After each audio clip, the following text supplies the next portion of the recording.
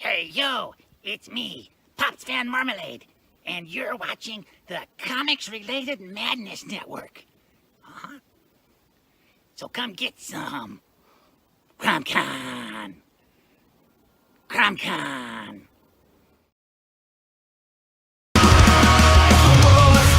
Down, a smile on your brow. Put a little madness in your life.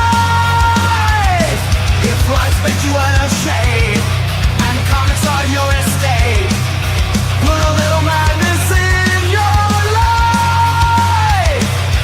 Come give your mind a cleanse. Tune in with pops and friends. Just turn on your Roku box and then put a little madness in your life.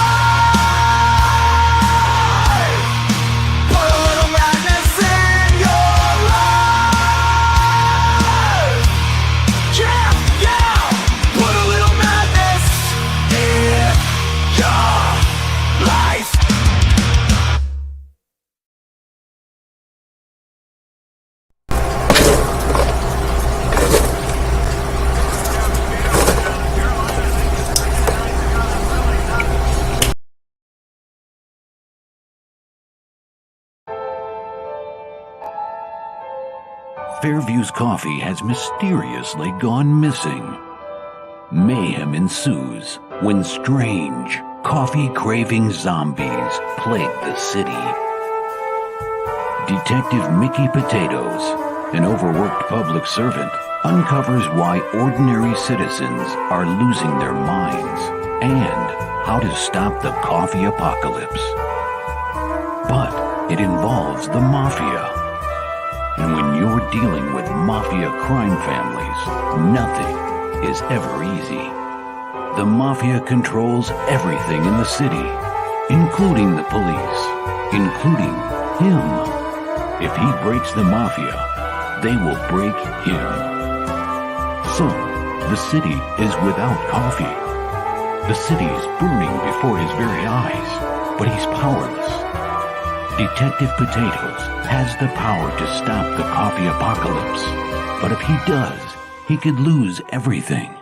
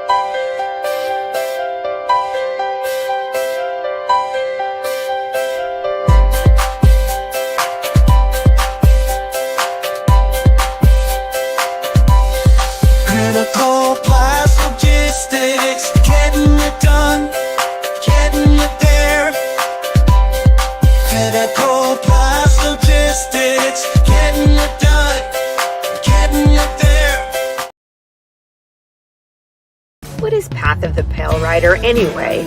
Do a comic book?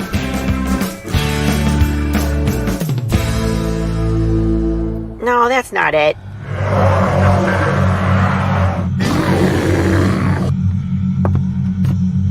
Is it this? What the heck is Path of the Pale Rider, man? There's no way this is right.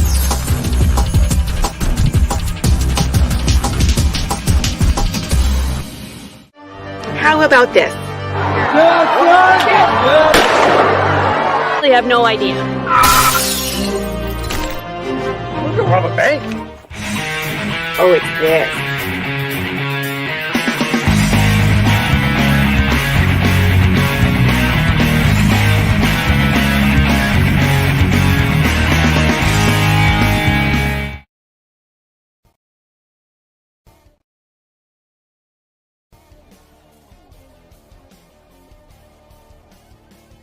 No, just wanted to give you all a heads up that right now you can add the Madness Network to your Roku account right there. MyRoku.com account, add Prom 2. Check out our preview. We got 10 of our highlighted shows up there for you to check out. Some of our best stuff from the last 4 years. Look, it's hard to pick 10 out of 2,600 videos, but we did it. And check it out. The campaign is launching soon, so be there. Peace. The Madness Comic Network and comic-related madness proudly presents Madness Tuesday Morning Brew.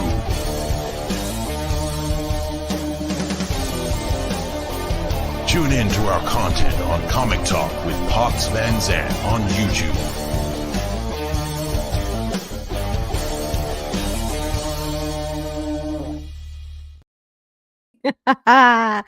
Good morning. Happy Boxing Day to everybody. That is the day after Christmas, and I am so happy to be here with a great show. My besties are on this show today. I was really excited when I didn't have any guests lined up because it's the day after Christmas for a long time. And then Tim was like, hey, can I come on the show? And I was like, absolutely, you can. I have a spot open December 26th, and it worked great. So I'm so excited. I'm so excited for today. Quick update on Path of the Pale Rider. I am so close to being. How do I want to say? I just want to be done. You know, we're at that point where we're so focused on the end, you know, where we want to get there. But there's some really fucking cool stuff coming in this book. And it's hard to not be able to share it, but you got to read it. You got to read that moment. You just have to be able to see it live in the book to experience it. I can't show you. But cool stuff is coming. The t-shirts are almost done. They're on their way. The pops have been finished. All of these surprise reward bears have been printed. I got a few more tricks up my sleeves. And of course, we got those poker cards way back a while ago. So we're gearing up to fulfillment. We're just waiting on those last few pages to get finished, and it'll be worth it. Hi. Hello. Good morning. Another good surprise today. Got my gloves on and ready to box. Let's go. It's Boxing Day. I don't think that's quite what it is, but yeah. Big shout out to RJ at Critical Blast for that cool video, man. We were all rocking out in the back to that song too. Nice touch. So you all know my bestie Carissa Grant, and if you caught last week's episode, our 100th episode, you saw the video. You saw the video, right? You saw the video. Where did it go? This one. But now we're gonna have some fun. Let's bring in our guest, Carissa Grant. Well, hello. Hello. Anyway, the lady of the hour, of course, is Carissa Grant.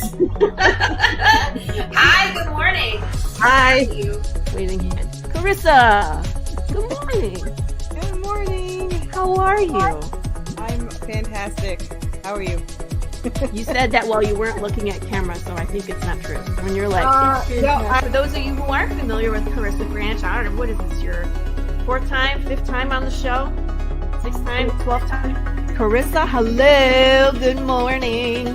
Hi. I'm gonna bring her on. Carissa. Hi. Good morning. How are you? I'm good. Friend and co-host today. Surprised you are listed as co-host today. Carissa Grant.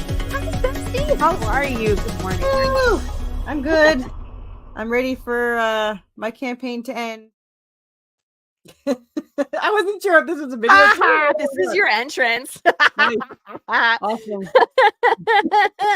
This is, of course, one of my besties. This way, Carissa Grant, who's been on the show almost as many times as Pops Van Zandt, but not quite as many. So, as a guest, as a co-host, as a panel, I know he laughs. He's like, I've been on the show more than anybody else, but that's it. So, Carissa's testing the waters to see. You never know. She could be ready to start her own show, but what a great opportunity. I was like, hey, if you want to try co-hosting, welcome. You're welcome on The Brew. You've been on here enough times. So Carissa, you're going to start seeing her more often, but not as a guest, as a co-host. So she gets to hang out and with me. And then we're going to give her a time slot all her own. I apologize in advance.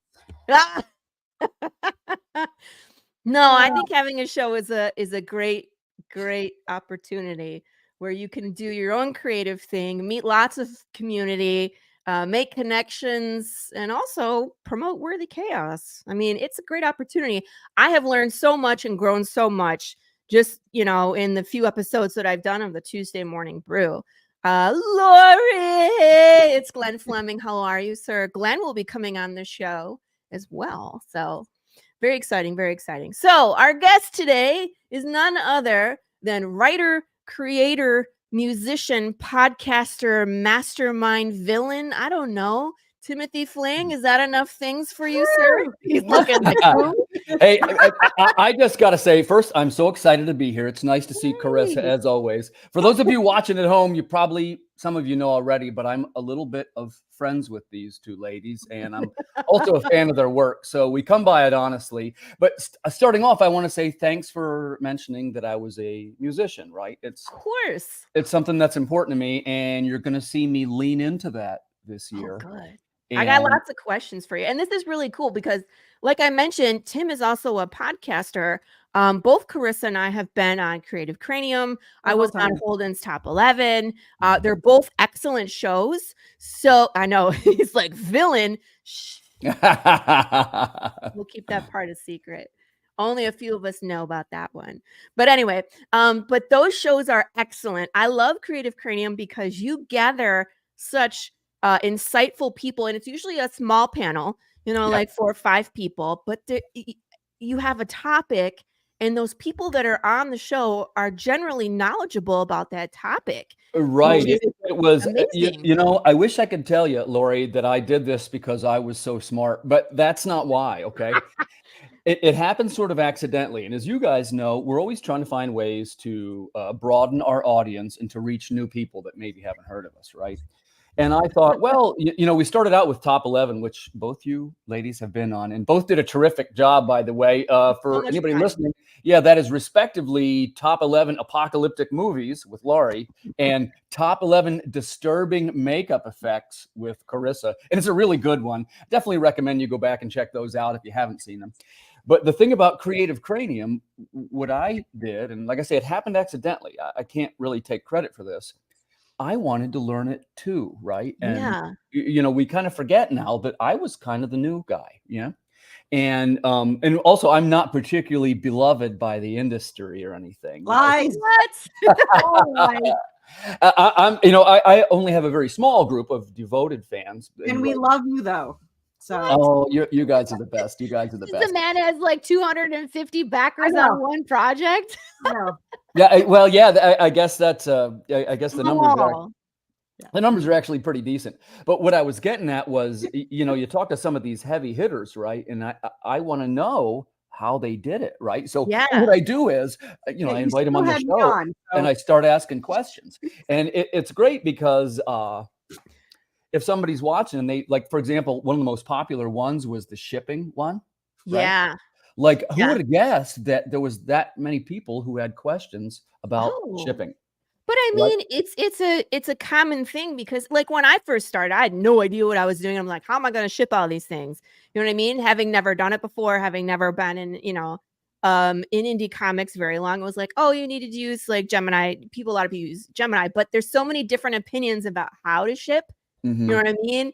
And the right way and how to get an impact and da, da, da, da. So there's a lot of different things that you can do to kind of make the experience more memorable with shipping as well. One of Correct. my favorites was the episode where it was outside of crowdfunding, like Zing. Yeah.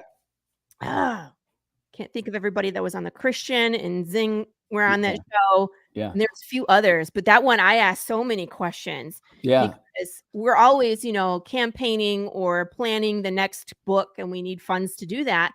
And there's this group of guys that is doing it successfully, not even running Kickstarters. Right. And, hey, let's be honest, as far as for the rest of us, we've got to come up with some kind of alternate way. And maybe I don't mean to speak Yes. for you two, but the truth is crowdfunding is not as attractive as it used to be. And, No. you look at these guys, I'm going to use Ginge as an example, right? Because Yeah. I know him a little bit, but he's up to something like 6,000 copies and he refuses Yeah. to use crowdfunding. So it's like, well, now, of course, that's over. He built his audience organically over time. Over time. But It kind of shows you that that's what to do. And that growth should be incremental, not exponential. right. And that's something that we forget as creators, where it's like, oh, I want to just shoot into outer space. But again, it's like, it takes time for people to find us. And as long as you're continually doing the right activities, you will grow. And you just have to be patient, unfortunately, but that's part of the game. The slog, right? Yeah. Embrace the suck, I always say. Embrace the suck. Yeah, exactly. It's part of the game. It's like when you it's like every year we look back at where we were and you're like, wow, I have grown so much in this last year. So if you weren't exponentially, there's no, appreciation of the client. You know what I mean? RJ is the man when it comes to shipping, complete fulfillment at no cost to you. LOL, there's a no-brainer for you. Yeah, absolutely.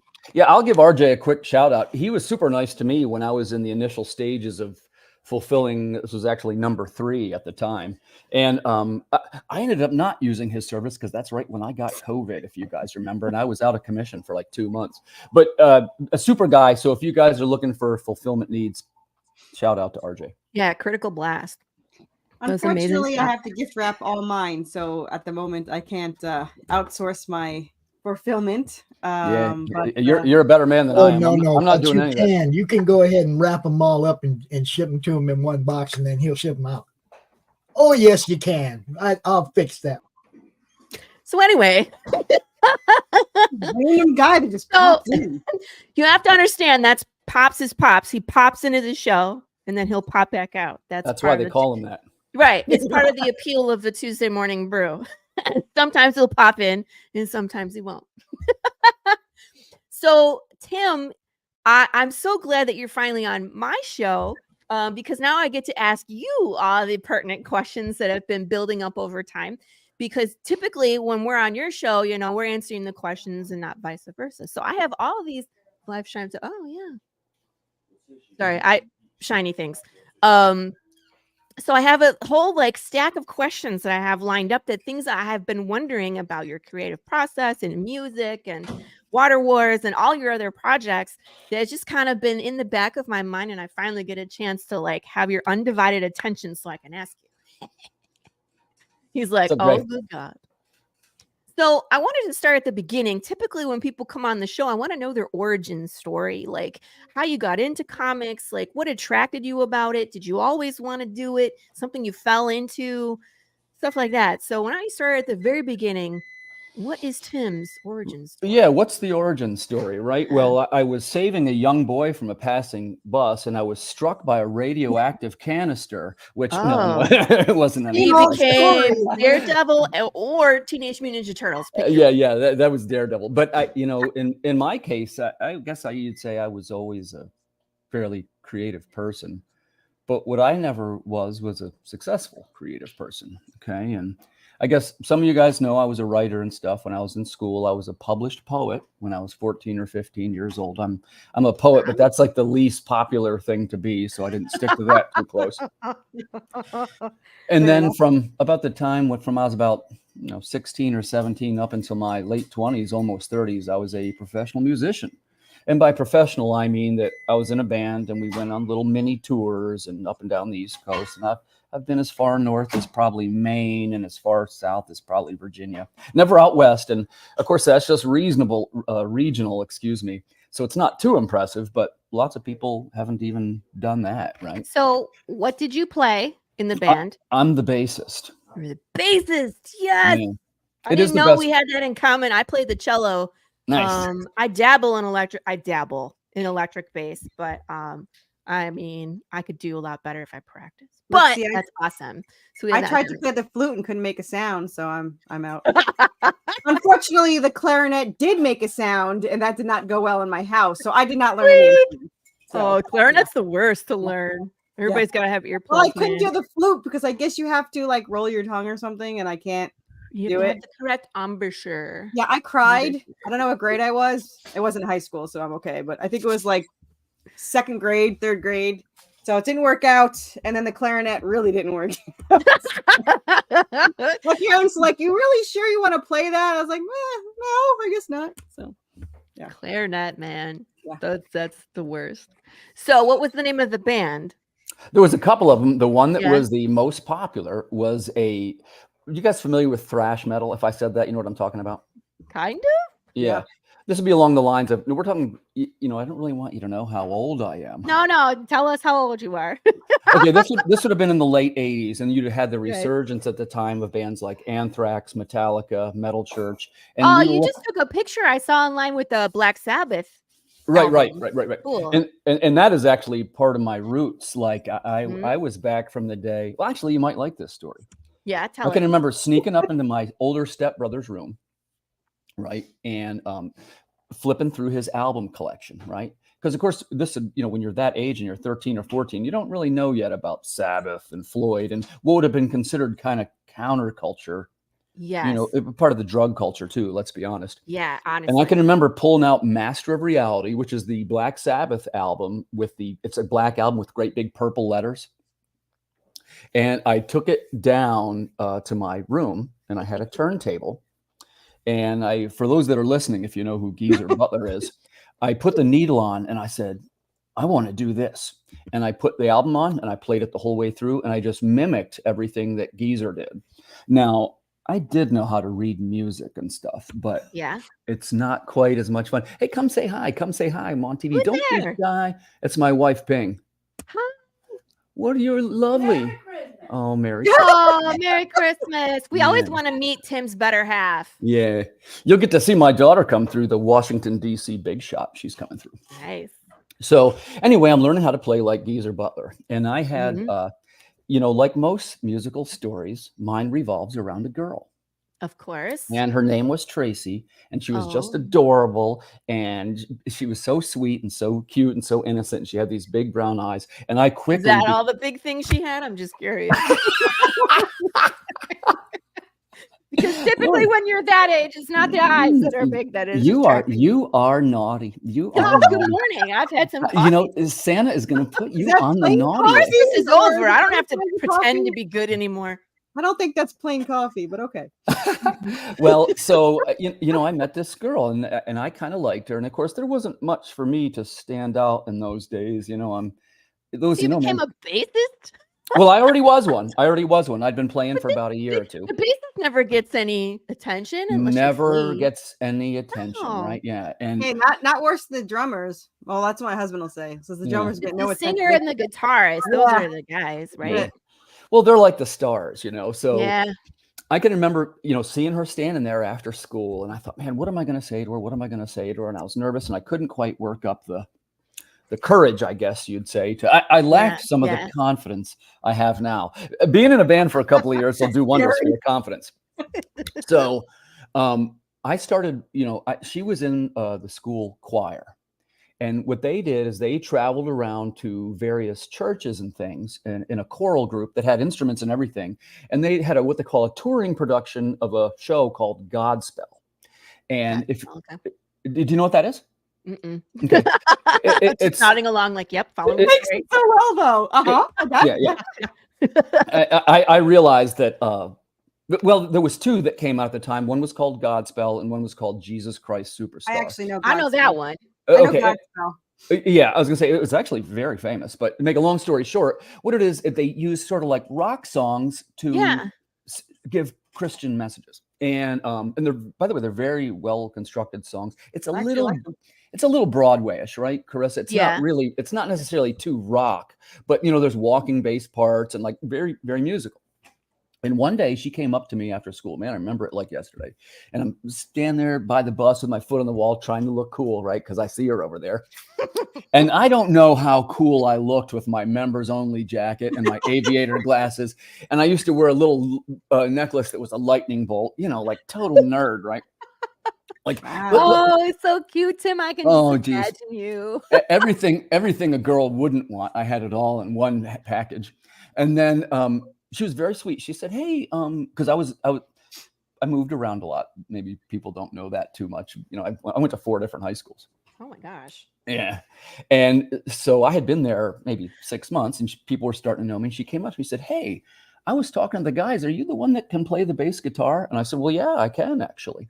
And she said, "I'm in this production of Godspell and blah blah blah, and we have guitar players and drummers and everything, but there's no bass player. We never can find one because." One of the reasons I chose bass, I'll tell you, you can almost always find work on a tour because everybody wants to sing. Everybody wants to play guitar. Very few bass players out there. But it's such an important instrument. It's like, it's the core, it's the bass, it's the bottom level. Everything gets built from the bass line and the drums. It's like, those are the two most important to set the tone of the song. Very much so. And also sets the flavor, right? That's what makes it jazz or metal, or like how the bass sounds tends to, mix it up. So I said, "Well, sure, of course I know it, right? I'm a player, and I'd love to come to your thing." She says, "Great, can you read music?" And I said, "Yeah, I can read music." And my music reading's not too good, to be honest with you. And it's terrible. Let's be honest, it's terrible.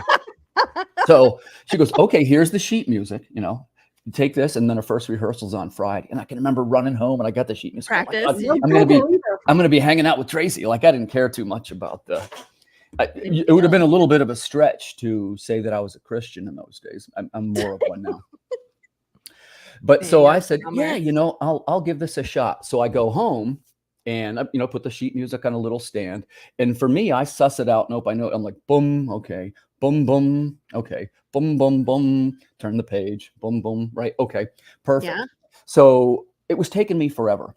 So I call her up and I go, "Listen, Tracy, by any chance, I got the sheet music here. Any chance somebody might have recorded one of the performances?" And she says, "Oh yeah, we record it every night." And I say, "Is it on a cassette?" She says, "Yeah, we got one on a cassette." I said, "Hey, can I grab a quick copy of it? It'll help me learn it." She says, "Yeah, swing by my house." In those days, we were, the neighborhood was close enough I could have walked to her house. So I jogged down to the house. "Oh, thanks for the tape." I took it home, slapped it in the player. There we go. Yeah, play the whole thing. I'm ready by the next day. The rest is history. I show up to Friday. I am in a band that tours and plays Godspell with this girl that I was really into. And within a couple of weeks, we were dating. And I will just share this because it's a little bit of music trivia. She said, "Hey, do you want to come over to my house on Wednesday after school? There's this new thing. It's a channel. And what they do is they play music the whole time. It's MTV? called MTV." I remember when that came out. I'm old. Yep. And I went down into her basement, right? And we saw it from the very beginning. The first song was "Video Killed the Radio Star." Killed the radio star. And by the third one, which I can still remember which song it was "She Blinded Me with Science." Yep. When he said "She blinded me," I reached over and kissed her. Aww. Tim, so romantic. That's adorable. And we were together about 2.5 years, 3 years. So that's my story of how it led me into playing bass professionally. That's cool. And there's an element that I left out, which is when I got to the church, there was a guitar player, and he had this Competition. long hair and this leather. No, Oh no. we ended up forming a band. And Oh, okay, anyway, okay. he probably is not watching this, but his name was Scott Heaps, and that's how I met Scott. And we were the first members of the Addicts. Was the band that we formed. That's the Addicts with 2 X's, because you know you want to be super hardcore, and we were Right. the only true thrash metal band in the land. And we started out. Did you have long hair back then too? Oh yeah, yeah. Oh Sure. yeah. We're gonna have to find that picture. I know. I was like, we're gonna need some pictures, Tim. I want to see There's a couple thrash metal days. Yeah, you're gonna be surprised. Like it was a thing. We had like promo shots, and we got an album out there somewhere. Do it's you? On, it's on Metal Blade Records. If you guys want to look it up. Hold on. Yeah. How are you not offering this for like an add-on for your Kickstarter? What, Carissa? What? This should be an add-on for a Kickstarter. Get the album that started it all. I mean, come on. Yeah, it was a compilation. It's Metal Massacre 10, and our song is called it was Visions in Secret. It's pretty good. What's it called? What do I need to search on there? Look for Metal Massacre 10. You know, I bet you I could find it on YouTube, and I'll send you a link right here. Like type faster. Go. Yeah. Oh, there it is. I found it. Oh, I'll share it. Okay, I'll get the link and send it in the chat for people if they want to hear. Oh, yeah, that's it. Because you see what happens, these old 80s songs, people find them and they're like into it. So they post them on YouTube. All right, guys, here you go. If you want to listen to Visions in Secret by ROT. And by the way, ROT, right? In those days, this is hard to explain now. It was considered edgy to have band names that were initials. This was during the days of DRI, MOD, SOD. We were ROT. And what you did is you changed what it meant every release. Like the first, it was the Reign of Terror. Then it was the Risk of Technology. Then it was the Revolution over Tyranny. Edgy. Yeah, edgy, right? And it was slightly punky, which I always, like to bring it up because there's so many passionate fans out there that love punk music, and they are having like a resurgence in the punk scene, and they even make books about punk music. So I'd love to just add my thoughts. Punk sucks. Stop doing it. It was bad then, and it's bad now. We're not pretending. The reason why punk died the first time is because the music was bad. So hear it from your pal, Tim. Stop doing it. No one likes it. I told you I was going to drop some bombs on the show. Yeah. Don't let your friends do punk rock. I love it by watching you. So. Yeah, well, and the thing is, what those people like, and by the way, I'm not taking anything away from. I'm trying to be funny. If people like, people are allowed to like what they like. But what they like is the persona that goes with punk and the accoutrements. The music is uncategorically bad. Like, remember in those days, it was even kind of considered cool to not tune up and to not play correctly. Like, what? No. I think I went to a performance once, and it was in a coffee shop, and they were punk-ish. I don't even know if you would call them punk. I don't even remember the name of the band. But we all showed up for this performance, and on the second song, the guitarist smashed his guitar on the floor. That's normal stuff, man. I know, but it's like, that's a second song, dude. Now you're done. You didn't bring an extra. What are we driving all this way for? Right. You're done. You're not playing anymore. They all looked at him like he was a freaking idiot. Well, and it would be popular to say, Laurie, and by the way, thanks for giving me a chance to talk about music. Yeah, absolutely. As you can tell, I really love it, right? Yeah. Now, I'm a musician as well. I just don't play any. I wish I had time to play. Well, but, Laurie, start. What are you doing? I know. What I should do is just get the cello out and have it out. But when it's in the case and it's in the closet, you forget about it. Listen, I'm gonna hold you to it. Are you a good cello player? Actually, pretty good. I played. Do you want to play on one of our? You want to play on one of our tracks? Yes. Yeah, I have an electric cello, Tim. Oh, wow. I have an acoustic and an electric cello. I played all the way through college. I actually went into college as a music major. No kidding. Yeah. Do you read music? Of course. Yeah. I read treble clef, bass clef, alto clef, tenor clef. I'm a little out of practice, but yes, I can read music. Same here. Look, I say it like I'm listen, don't hear that I'm saying I can read music so well, because now I'm at the level where, like I say, if I sit down with a piece of sheet music, it'll take me 3 days to learn it. Or if I hear it on the radio, 5 minutes later, I can sit right in. You're more of an audio learner, and I can do both. I can listen to the music and figure out on my own instrument. And I dabble in piano as well. So I had a keyboard. So a lot of times, like if I was listening to the radio and I was trying to transcribe for the cello, I would do it on the piano and then transcribe it and then play.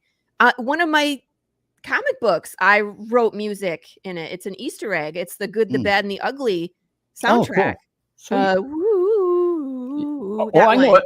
right? Yeah.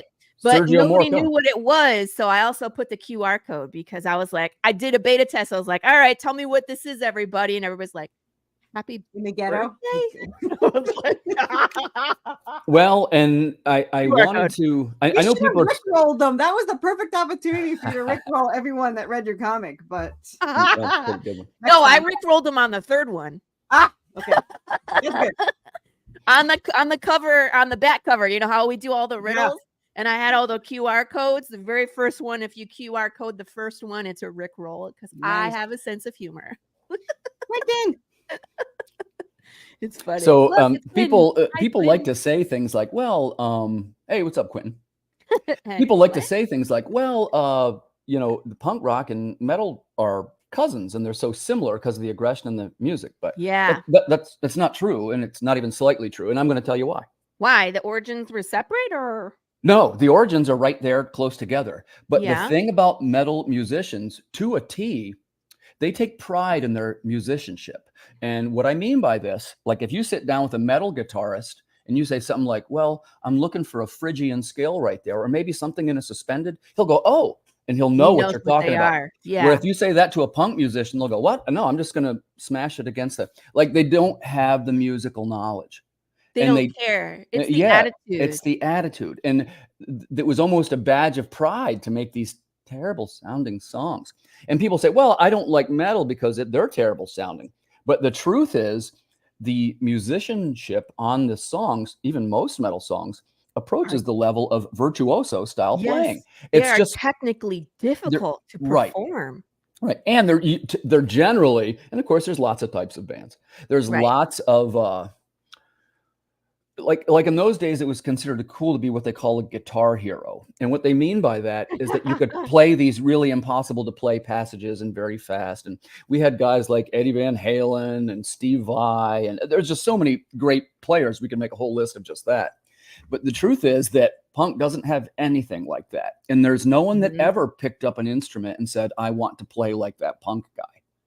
And that's the reason why it died, it's because the songs were bad.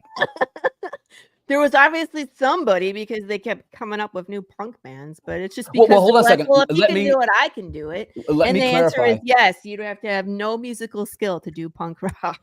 Well, and let me clarify. When I say that, I'm not talking about bands like Green Day, Blink 182, because sometimes, people will say those are punk bands, but they're not. Those are pop bands.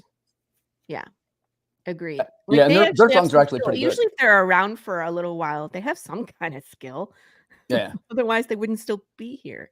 I wouldn't say that. There's some that don't have any skill. I don't know how they get anything, but yeah. Those are usually like the solo artists to me. Like they're an image. They're a product. They're purchased by the label company, and they just become what the label company wants them to. A lot of musicians, they have a hard time with the label because the label's trying to put them in a box. Right. You need to create this more like this so it sells more. And then there's a lot of pushback. I love 9 Inch Nails. I love all sorts of music. Like someone was asking me, like, what's 2 contradicting types of music that you love? Yeah, and Nita, right? Nita Lanning. Yes. She's cool, by the way. I love her. And I put Yo-Yo Ma and 9 Inch Nails. Those are 2, like, I love 9 cello. Inch Obviously, I love cello music. I'm a cellist. And Yo-Yo Ma is kind of like at the top of his game, to the point where we went to a Yo-Yo Ma concert. He didn't even play the cello.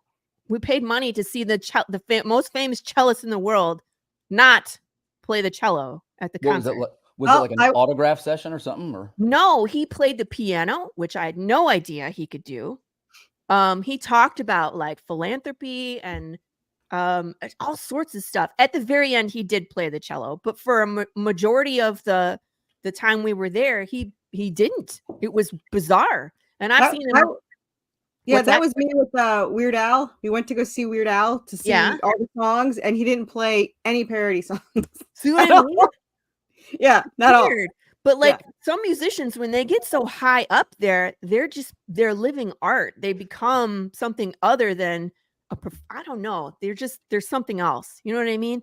So that's where Yo-Yo Ma is. And then of course, 9 Inch Nails, Trent Reznor is amazing music creator. Yeah. Watch some kind, it's I forget the name of the documentary, but there's a ton of documentaries about him. But like his label was just like, we can't produce anything you just gave us. It's crap. And he was like, why did you sign me? Why am I here? I want to make music the way I want to make music, and the people are buying it.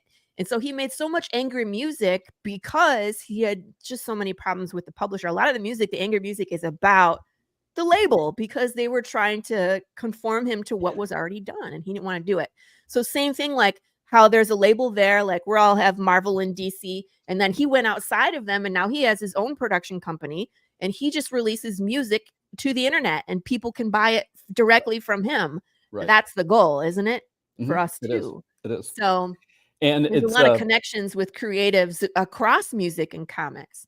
So then this leads me to the next line of questioning is, how did you go from musician to comic writer? That's a great question. You know, I will tell you, girl. you know, I guess I'll say, because as you guys know, it wasn't until much later in my life that I started making comics, right? This is, you know, we're kind of being funny, but I'm not exaggerating. This was 30 some years ago. I was a musician. And you know, I've always enjoyed music, but I quickly found that to answer the question, first, I'll tell you how I knew I had to stop music. This would have been about 1989 or so. And, you know, when you're going on tour and, you know, you're in the van and you're sleeping in these dumps and, you know, typically I would share a bed with the drummer, and it wasn't really wasn't a very prestigious lifestyle for us, this life on the road. Right. And also there's tons of drugs and alcohol, and I'm very susceptible to addictive behaviors. Okay. I'm very cognizant of it. And I knew that, you know, I'm not going to be able to do this. This isn't who I am, right? And by the way, there are lots of talented touring musicians that are not strung out on drugs. I do not mean to say that all of them are, but in the 80s, pretty much all of them were. So, and that's just, not too many people will probably dispute that. That's just the way the world was back then. But so, you know, fast forward to the future, and I had always been a comic book fan. And I'd always been, in those days, I was a short story writer, and I told Carissa this, so sorry about hearing this part twice, but I just love listening to you talk. I do too. You're fine. You're very sweet. You're very sweet. So I've been writing short stories for a number of years and really not getting too much traction. And like I say, that's a different path, right? Like you submit stories to anthologies and you join contests and things like that. But short stories, you're really not ringing the bell. It's hard to break into and say, I'm a short story writer, right? Yeah.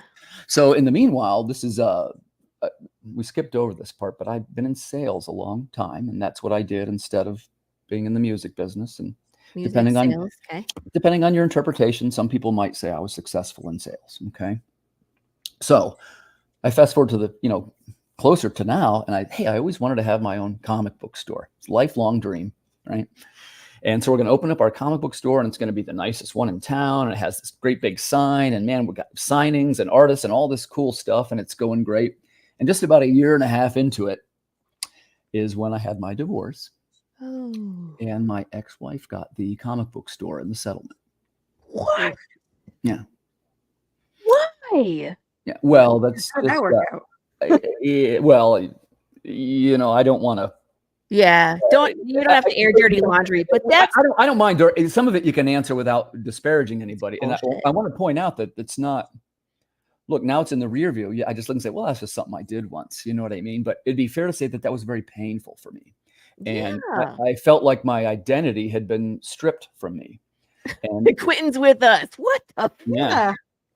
Well, and a little bit. Somebody's like, well, it's a little bit like having somebody kill your baby. You know what I mean? Because Yes, that's what I'm saying. Like, what if it was your dog that you took care of, and the other person didn't even participate, and they awarded the dog? You see what I mean? Like, well, and why? look, you can't really blame her. It was bringing in something like $15,000 a month. So it was the monetary amount, and that's Right. why it was determined. But still, it's You like, could have got a percentage of that instead of getting it. Well, do I want to have a Should have been your percentage lawyer of- next time. No, I think I did okay. no, next I think time, I don't did get okay. divorced. I went through a divorce too, but I got lucky in my divorce. So Well, and by the way, I've got a lot of respect for you guys, but I think it'd be a pretty fair assessment that generally speaking, the woman comes out on the better end of the divorce. I'm never getting divorced. My husband's stuck with me. yeah, my husband's screwed. But my last husband, I actually gave him more because he had nothing, and I felt guilty about it because I wanted the divorce. So I actually got him his own apartment. I paid first and last month's rent. I let him keep the dog. I let him do all this stuff. I bought him a car. I gifted the car to him so he wouldn't have to pay tax on it. And then the asshole went and sold it while I still owed money on it. And he sold it for less than what I owed when it was worth like 3 times more.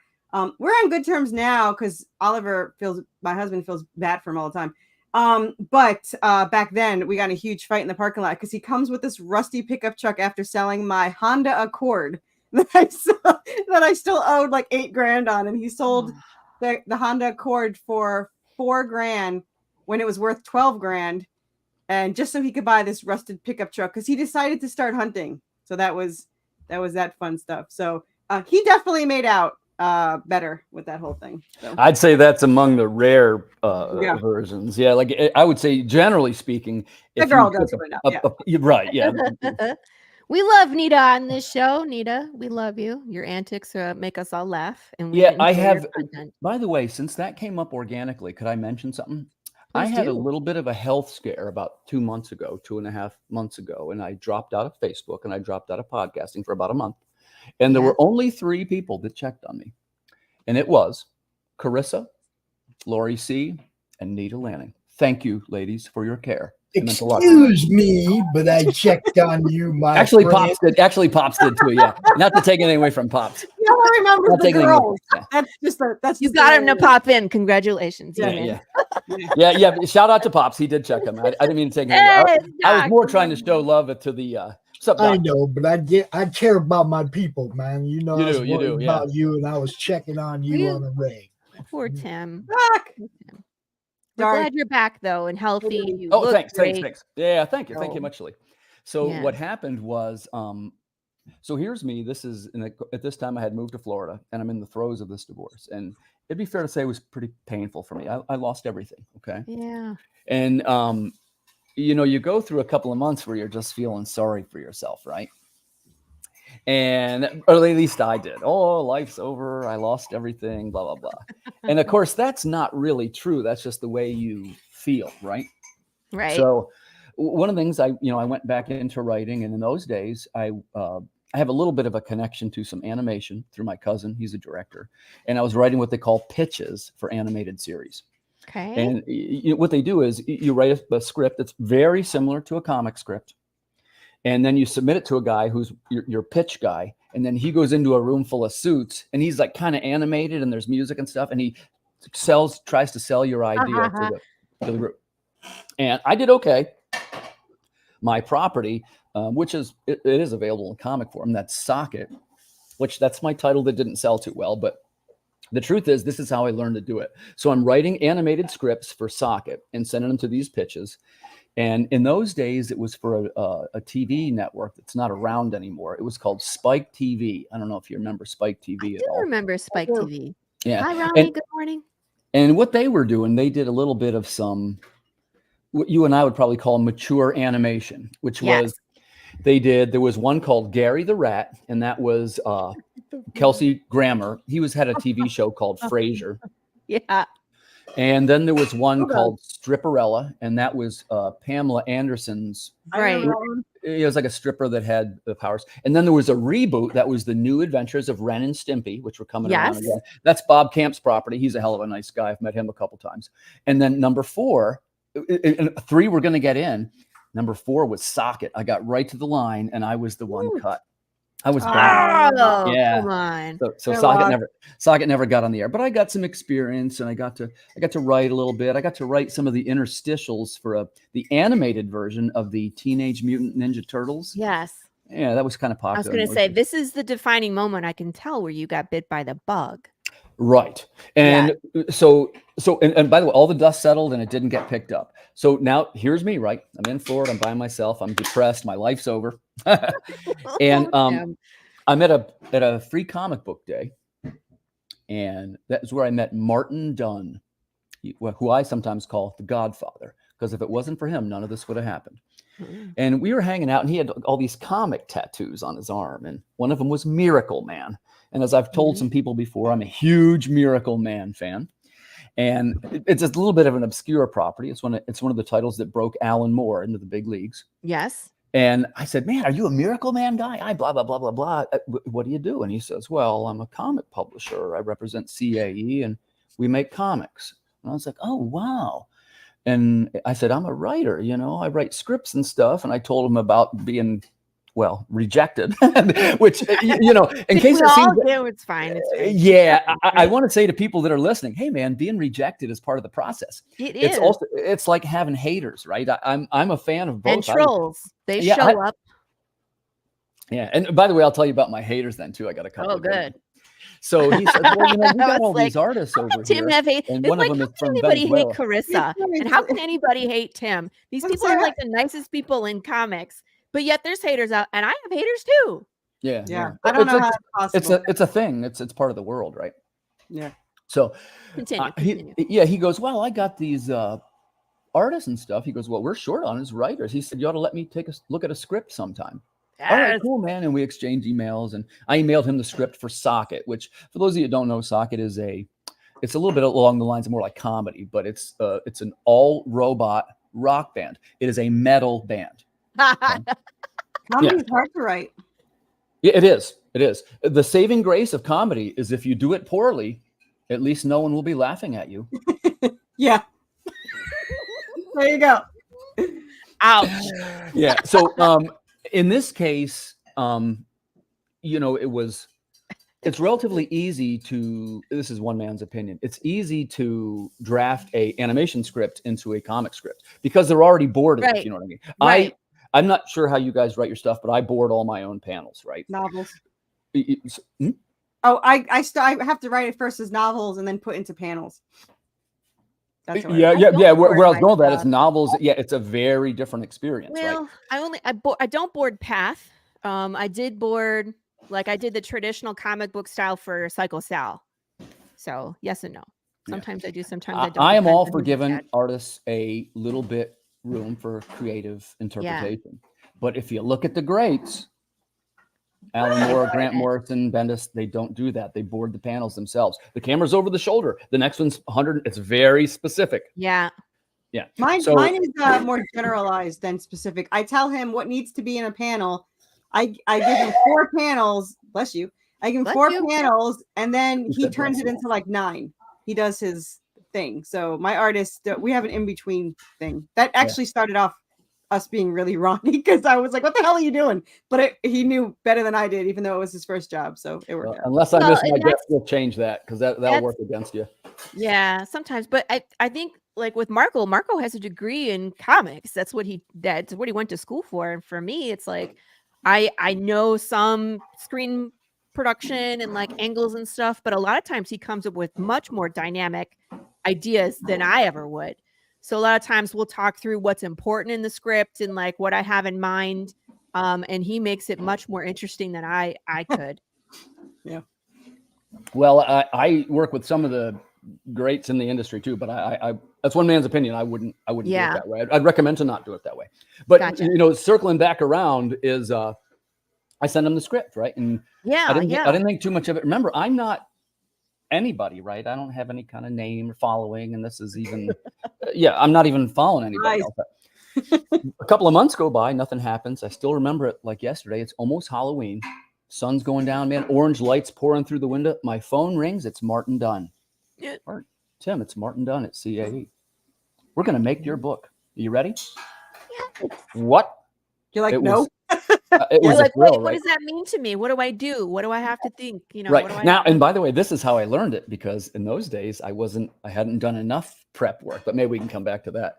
Yeah. So they make the first issue of Socket, and Martin did a kind of thing, and I hope he sees this, because this is why I call him the Godfather.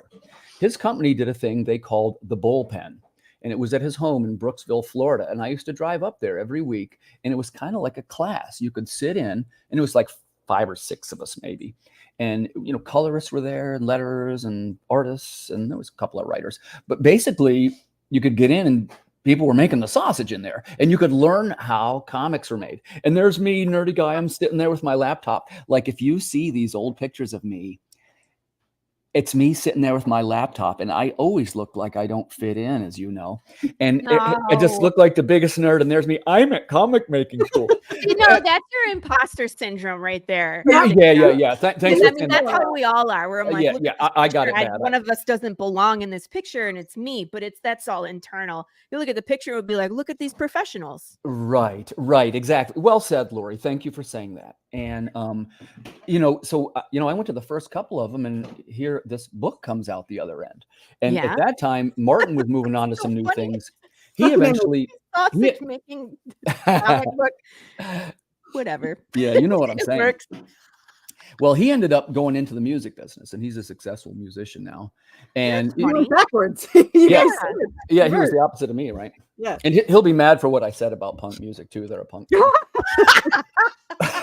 But they're like a melodic. They're like Blink 182 or. I mean, I Green Day. did mention that Tim was a villain when we started. Yeah. Well, so what happened was they made this first issue, and it came out pretty decent. You know, it's very, in my eyes, looking back, it's very rookie and very crude, right? But Yeah. that's how we always look back at issue On your- one. at your It's first like project, at the yeah. moment, you're so proud of it. Like, look what we did. This is so awesome. Look, Look what Laurie we and my accomplished. What's that? Lori and my dots. I used to have dots for everything, and Lori hated it. Now I gotta do less dots. Carissa loves ellipses. Yeah. Ellipses. That's how I write. I don't know why. Everything I write, no one's ever going to see the novels I write ever, but there are tons in there. And Lori does not like them. So Like, I think take 90% of these out. And then there was one time I was like, all right, okay, she added one time. add an ellipses here. Yeah. Like the only place you didn't put it, that's where it makes sense. But it's just so funny to look back at our issue. Like we're reworking our issue one right now.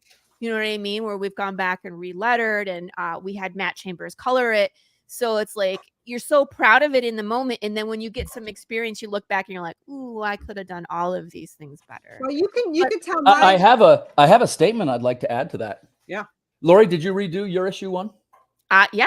Then everybody went back and remastered. Well, it, we right? didn't redo the art because the Oh, art that's is, the remastered I is. mean, it's Marco. It's fabulous, right? But I redid my letters because I was brand new at lettering at that time. And then we couldn't afford a colorist at that time. So I had Matt Chambers, who is our current colorist, go back and add his colors on top of Marco's ink work. So yes, we redid it. We enhanced it, but the art itself is the same. Does that I make redid sense? it three times. I Yours redid. is different. She is redone like top to bottom. Yeah. Changed out artists, changed panels, changed script. Everything is different. Do you ever see So- Action Have Comics you number done one? that? You ever What's see that? Action Comics number one? Action Not in Comics number person. one? Yeah, you ever seen it? It's I the didn't first- understand. Say it again. Have you ever seen Action Comics number one? Mm-mm. It's the first appearance of Superman. Superman. Oh, okay. Yeah. You've seen it, right? Yeah. Yes. You ever seen Detective Comics number 27? The first one of Batman. Yeah. Yeah. Yeah. You've seen them, right? Or haven't you? I've seen the art cut. Yeah. Did they strike you as being particularly sophisticated? No. Would I you liked it when I describe was them eight. as? Did you describe them as crude? Yeah, probably unrefined. Yeah. No. So People still So- sell them as is. That's the thing. It's like part of the history. Right. And again, hey, it's one man's opinion. You guys do what you want. But You can see no, don't Lori's do that. script notes from the first book to issue 8, where she's like, these are the only. She's like, there's not many corrections this time. There was like, what, 5 suggestions this time instead of like 3 pages of things that I should change Yeah. or do One or thing that I whatever. do for Carissa that I don't know if people are aware of is I'm listed as Yeah. script supervisor. So a lot of times I'll read her script and I'll just make suggestions of like if there's a repetitive phrase being used or like maybe, you Or know, too many times. punctuation wise, stuff like that. But she's grown so much as a writer where it's like it was pages in the beginning where it's like ellipses, take all these stupid ellipses out, right? And now it's just like half the time when I write her comments, I'm like, this is a really nice moment. Nothing. Yeah. You liked 2 in the last one. There was an awe moment and a funny moment you liked. I don't remember what they were, but I do remember you saying that. Yeah. And then there's like little fixes here and there, but it's just like, hey, I really like this, but why don't we reword it to sound a little more memorable, blah, blah, blah. I'm dyslexic, so I'm lucky there isn't like a novel full of changes. So but I think, you know, in her situation where she had a different artist that maybe wasn't as invested into Worthy Chaos as Jonas is, that I think when Jonas and Carissa, with all their growth, redid issue 1, I think it made a big difference. Yeah. Because a lot of people are starting the series with their issue 1. So in my opinion, the reason why we redid it is because we're going to go into a trade, right? And the trade paperback is 1, 2, 3, and 4. And it would be weird to have like 24 pages of black and white and then the rest of it's in color. I agree. Oh yeah. There's no need to not be color. Yeah. Yeah. Right. Yeah, so that was part of it. And plus, but yeah, let me answer the lettering question style. an easy way. You see the comment there from Quentin. True or false? Action Comics #1 is the holy grail of comic books. False. Well, let's be honest. That's what a $3 million book or something. I'm a comic book collector. I would say that's probably a pretty. I'd say that's a true statement. You think it's true? I don't like Superman. What would you put in its place?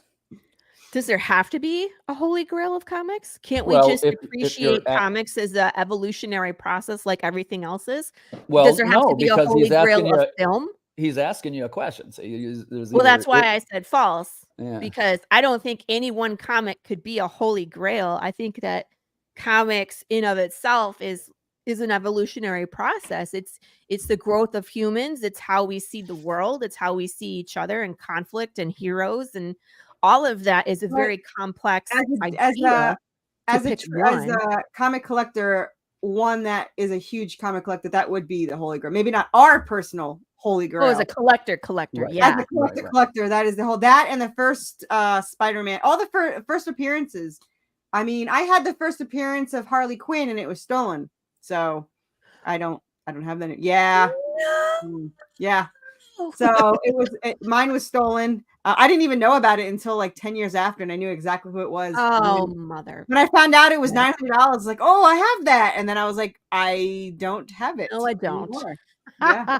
Well, and I was trying to tie it into my answer, which is this.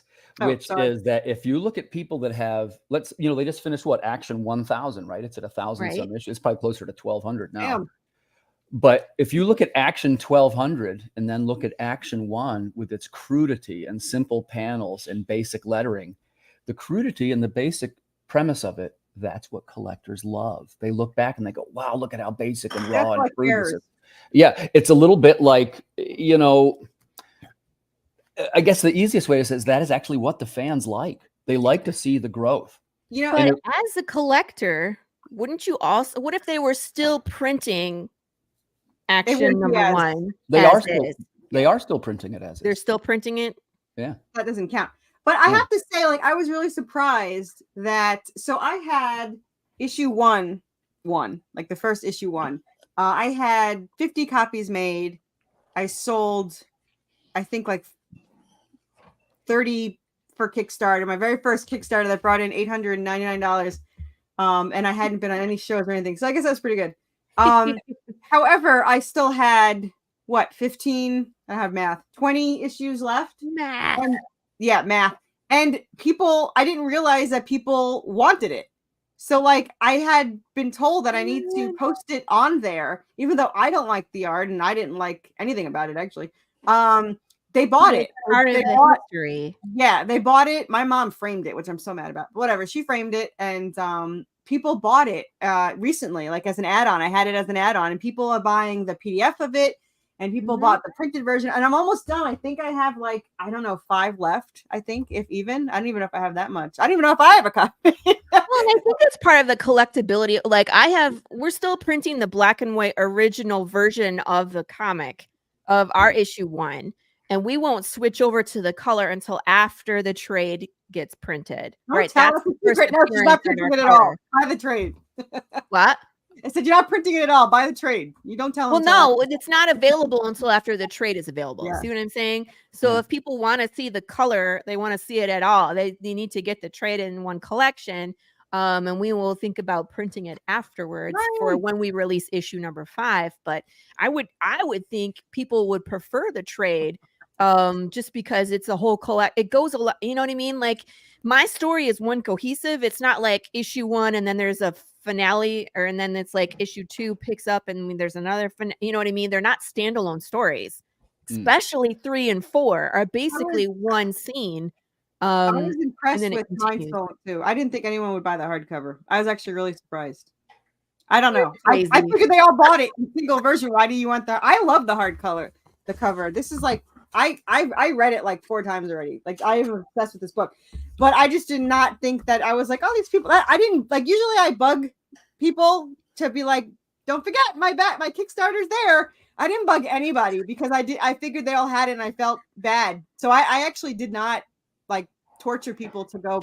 There's something about having it all in one place, I think, in my opinion. I love a good trade. I have the Walking Dead omnibus. The big ones. I love them. The black and white ones. You know what I mean? I think that there's something to be said about being able to sit down and just read it all at once. It's like binging Netflix. You know what I mean? Yeah. No, I mean, I love it because personally, as a me goal, it's more permanent. Not to say anything against fluffies. I'm reading his damn thing. Not anything to say against floppies. But, the new name for floppies is here on out. Fluffies. Yeah. Like you like a fluffy. Yeah. So that's not to be misunderstood with the fluffer. That is a profession. Yeah. No fluffing here. But I go back and forth. My self-esteem goes back and forth. Yeah, right there. What's that? I made a fluffer joke and you didn't even react to it. So I was just letting you have your moment. So like I always thought like I would go back and forth and say floppy. Anyone could make, you know, the floppies or whatever, and then I go back like, well, I have a flop. Like I go back and forth on how special this was.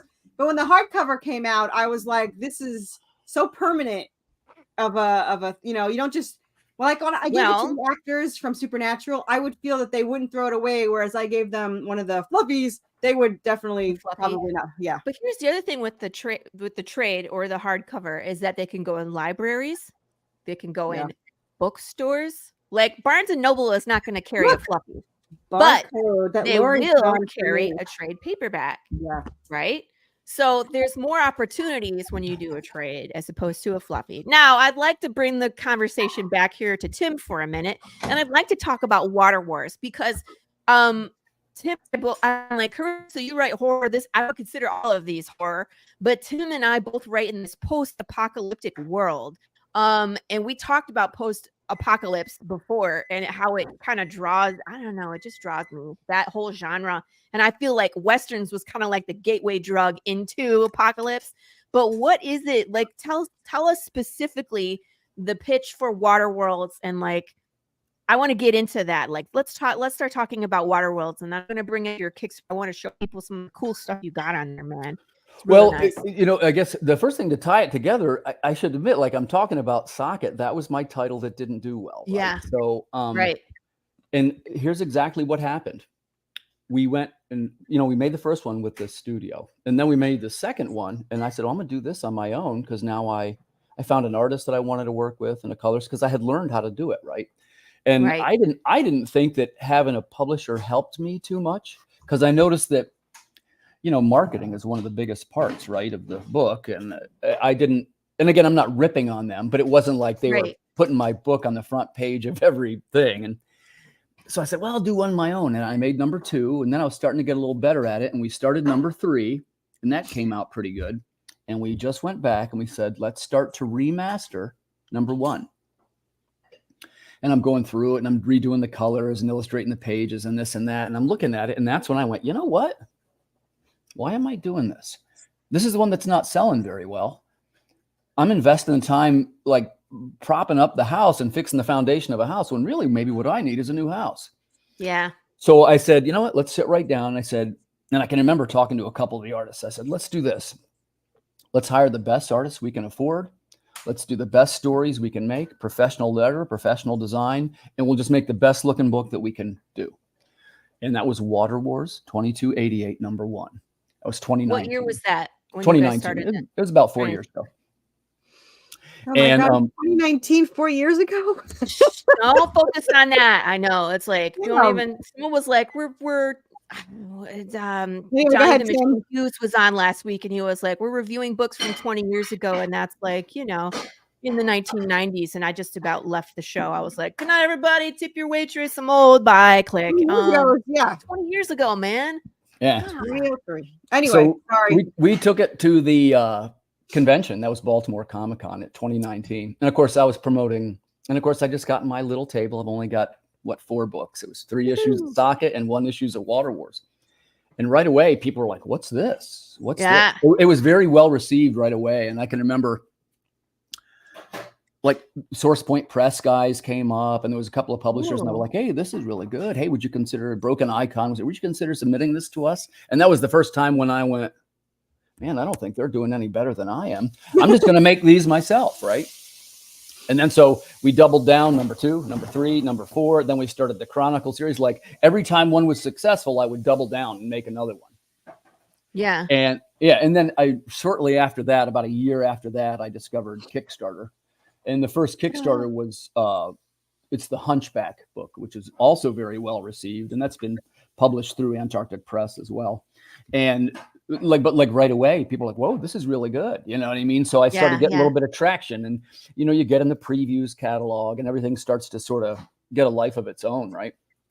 And then I started to say things like, well, if I do conventions, I'm going to do the double table, and I'm going to hire a staff, and I'm going to do 10-foot banners. And I'm going to, by the way, Rob Multari helped me with that. If you guys know Rob, because Rob is awesome. Yeah, you got to have a good. You got to have a good presence. The right way, where you see if it's well received. Unlike me, that just keeps making them whether you like them or not. It's like so do the way Tim does it, and not the way I do it. Yeah. Moving on. Tim and I are both like, we love you anyways. You make your books how you want to make your books. That's the story of life. So anyway, I'm quick to point out, I don't make my books for an audience. Yeah. I make me for them for me. I mean, there's something to be said about. There's been some debate on, do you write stuff because it's marketable? Do you write stuff for you? Do you write stuff that tries to like push the envelope? Like, whoa, that's, I think, probably a whole nother show we could do on that topic about why do you write. I'll give you a brief answer. Because I'll tie it into my thing from before. The reason why I got into writing, of course, I had just lost my comic book store. And I can remember starting down and starting the script, and I wanted to make something that could not be taken from me. Amen, brother. So I wanted there to be something that was still left of me when I died. Right. It's the creative thing. Right? Hard about it at all. So, yeah. But you guys, like I said, you're more how you should do it than me. You know how they say, like, you die, your first death when your body dies, and your second death is when you say your name. Stop saying your name. Yeah. But it's like, if you write something that people can consume, it's like, can you live forever? Yeah. That's exactly right. So I didn't, the simple truth of it is the early issues, I'm able to look back on them and realize that they're not very good, particularly in the Socket series. But on the other hand, you go and look at Action 1, and it's Action Comics number 1. People pay $3 million for that book, and 84 years later, you can still buy a copy on the stands. So it kind of bears it out, right? So, and I could be wrong, but I think fans like to see the crudity, and I think they like to see the growth. I think that's part of their thing. Thanks, Quentin. Yeah, it's been a couple of years now, so I'm all good. And in case I didn't mention too, I'm remarried and the whole bit. Matter of fact, my lovely bride is over there making dumplings right now. Hi, honey. Hi. We've said hi to her a few times. We can't get her on camera yet. You want to come and be on camera? She's like, did you guys ever hear that I got my husband to do a show with me once? I was on the Nerd Culture Junkie. And it was a Valentine's Day show, and we had spouses on there. We're talking about what it was like to cope with their super nerd spouse. So my husband was on. He was just like, it's great. Because I was sitting right next to him, of course. So I was just like, don't say anything embarrassing or I'll kill you. But anyway. Yeah, so that Water Wars came out in 2019, and that was the first one. And literally just trying to hire the top artists on the planet. Like I was trying to find the best ones that I could. Yeah, how do you even decide that? Well, in my case, I started getting fan art. And because I mean the Socket book did okay. You know, I guess I'm being critical of it. But as far as first of all, I don't go on the show because he moved to Wednesdays when it's like the one of 2 days I work a week. So I just want to point that out. Sorry. Tim. He's yelling at me that I'm not on the show. He used to be like Saturdays. You know, I work 2 days a week. I work Wednesday and Thursday. Sorry, Tim. Go ahead. It's okay.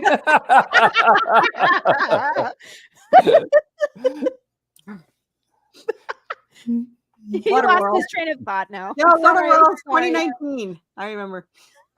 Yes. Was there a question? I forgot where we were. I want to hear the pitch for Water War. It's a collection of overarching short stories in a post-apocalyptic future America. Right, but why is it called Water Wars? Is it Water World? Too much water? Not enough water? It's wars. They're fighting over water. Fighting over water, yes. Yeah. Water. The premise of it is that a climate event and there's not enough water and they're fighting over water. But that's really just the framework. The stories they run the gamut of post-apocalyptic short stories. You know, there's a pandemic, there's the robot uprising. There's one of the guys gave a great review. All the dystopias are happening at once. Nice. Yeah. See, and that was, go ahead.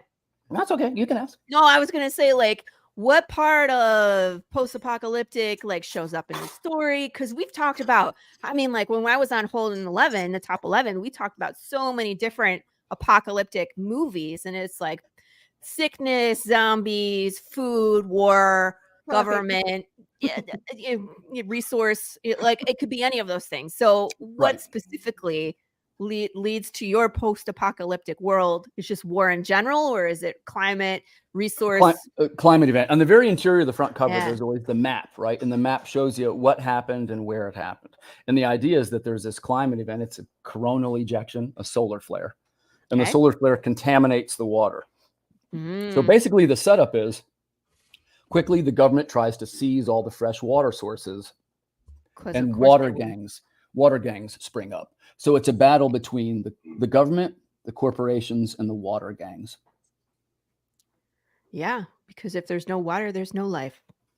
And the civilians are basically caught in the crossfire. And it tends to be, you know, like I'm fond of saying, they tend to be kind of emotional short stories.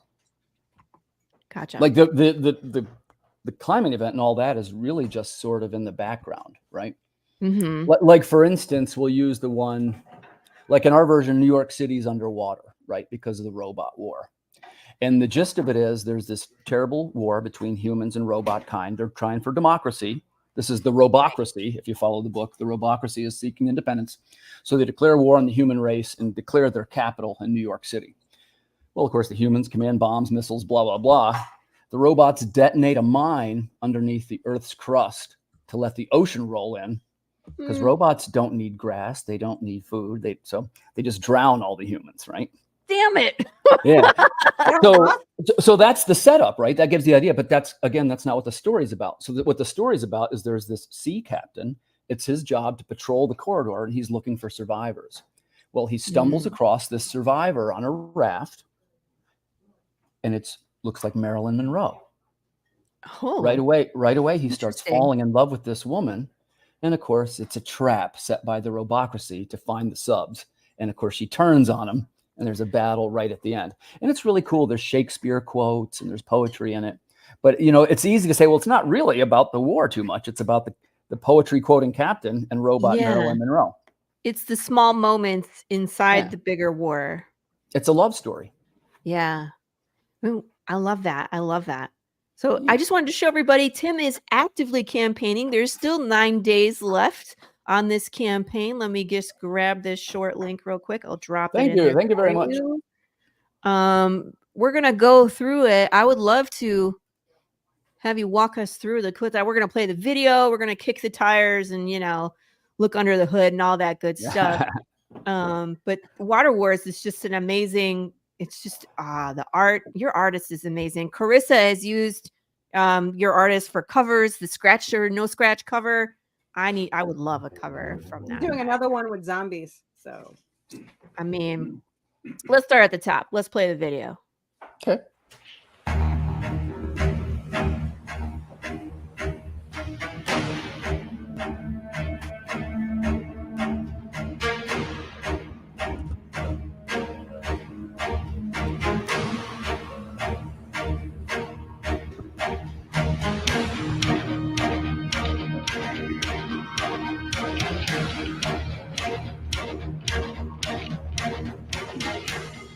Good evening, everybody. This is Timothy Fling from Earth Dog Studios. I'm here today to officially welcome you to our 7th Kickstarter. We are launching our latest graphic novel, Water Wars 2288, the Ultimate Edition. This will be our most ambitious project yet. It's a full-color 148-page trade paperback collecting volumes 1 to 4 and 2 new additional short stories. We are excited to be back, and we've got a really fun campaign. We've got radioactive tactical maps. We've got chrome-enhanced trading cards. We've even got some epic downloadable theme songs. All of these are going to be produced with the high level of quality that Earth Dog Studios is known for. It's also important that I say thank you to our amazing backers. We couldn't have gone very far without your patronage, and it's been humbling, really, to see the growth of the brand, and I would like to welcome you back. The organic civilians, the comic collectors, and the new potential followers. I hope to see you behind the backer wall.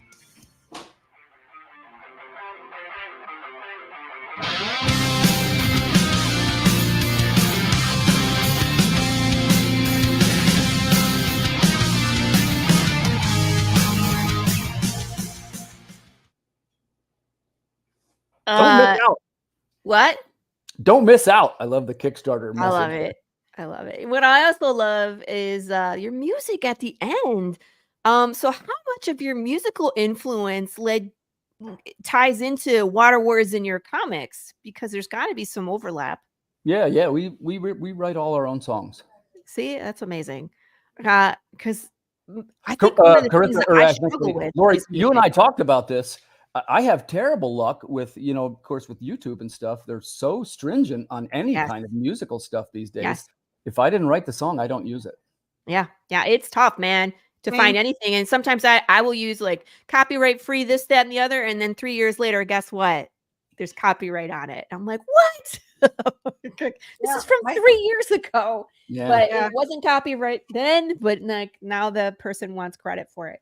So stuff can change. Yeah, each story comes with a song. That's amazing. Yeah, there's 11 songs total. And now we just did that's going to be debuting this week, which Laurie heard a little bit of, is the new Creative Cranium theme song is going to be coming out this week. Yes. Which is a little bit different. It's not metal. It's like, it's supposed to sound like it's a TV show theme song. And it totally sounds like it too. It sounds like Friends or something. Awesome. That's awesome. All right. So 9 days to go. How many days was this at the jump? It was 36 or 35 days. I tacked like 5 more days onto it because I was nervous about going, the Christmas holiday. Yeah. And that is worthwhile because I think one of them, it might have been Christmas Eve. It was my only backerless day. Yeah. I mean, and that happens. I get backerless days when I don't run on. That was going to be one of my questions too, if we had time, is how do you find running a campaign, not only over the holidays, but at the end of the year? I feel like people just they're not paying attention, but Yeah. You know, the writing on the wall is we're both in these groups and like, oh, don't run a campaign over Christmas and it's blah, blah, blah, blah, blah. And I'm really struggling. I'm tracking my most successful campaign, so I don't know what to tell you. Yeah. So it's like, is it that? Is it the time of year? Is it the economy? Is it the product? Who knows? You know, and every time we All run the a above, campaign, maybe. they're always something different. You know what I mean? They always run differently. There's different amounts that come in. So it's like you try and prepare as best you can, and then you pray when you push the button. Yeah, yeah. But congratulations on your success. This is looking really good. Well, thank you. Thank you know, very goal much. of 2288, more than doubling, you know what I mean? You're almost double of what you're needed to be is 4170. You'll get there too. 109 backers in 9 days to go. You still have that last push in those couple days where you're going to. Everything okay? Do you need me? No, just checking to give me a message there. Sorry about that. Gotcha. No, I was like, do I need to call somebody? Do we need an adult? I need an adult. It's very important. I'm being notified that the dumplings are ready. No, but Can I have some dumplings is too? important.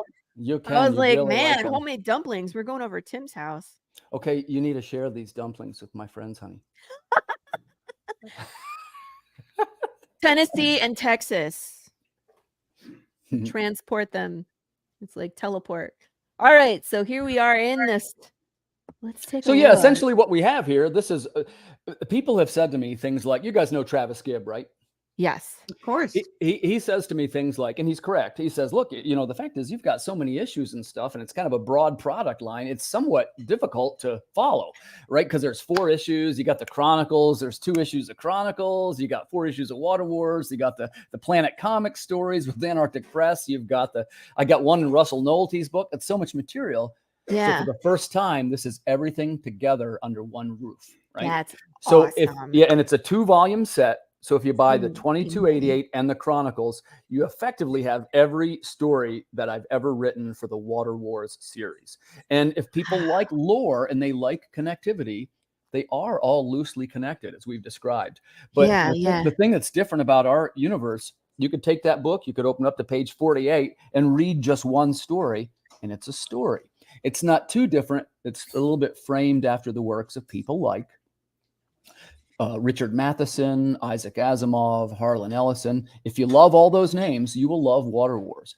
And we talk a little bit about things like iRobot. Some people love iRobot, right? Yes. But well, even in that novel, remember, that's not actually a novel. It's a collection of 18 short stories, and you can read just one. But then you read the second one, and it might be the same character, but he's just doing something else, right? Different, so, yeah. Yeah, they're all connected, but you don't necessarily have to read them all, or you don't even have to read them in order. That's cool. Yeah. It'll just be nice to have them all in one place. You know what I mean? Just that kind of appeals to me, where it's like, because I would say I binge consume, where it's like if I really like something, I want to just go there and live in that headspace for as long as I can. Yeah, you know, exactly. I binge Netflix shows. Like when I watched Blue-Eyed Samurai, I just took a day. I was sick, and all I did was watch Blue-Eyed Samurai all day. You know what I mean? So that's what I love about this kind of idea, where it's like things have been published in different medium, different story, different chronologically area, you know, and just put it all together. And now I can just dive into this world and get lost. That's amazing. Yeah. And like I say, I've been very fortunate. It's very well received, and the reviews and stuff are pretty decent for me. So I'm off to a pretty good start, right? It's number 5 is in production now. There's no indication of stopping anytime soon. I got a little bit of an ongoing publishing deal with Antarctic Press. Thank you very much, Ben Dunn and the guys over at Antarctic. They've been great to me. And so I got, you know, you can go in the shops and buy it if you like. But to me, I do better with selling them on my own. I sell them on my web platform, and I do conventions, and I do Kickstarters. I am definitely going to be changing some of it up for 2024. Again, you know, I talk with Laurie and Carissa about this all the time, because we try to find what works and what doesn't work, right? And there's, you know, it's sometimes we find out a very long list of what doesn't work, and what does work still eludes us. So I haven't figured out all the answers yet, but you know, you got to keep changing it up, right?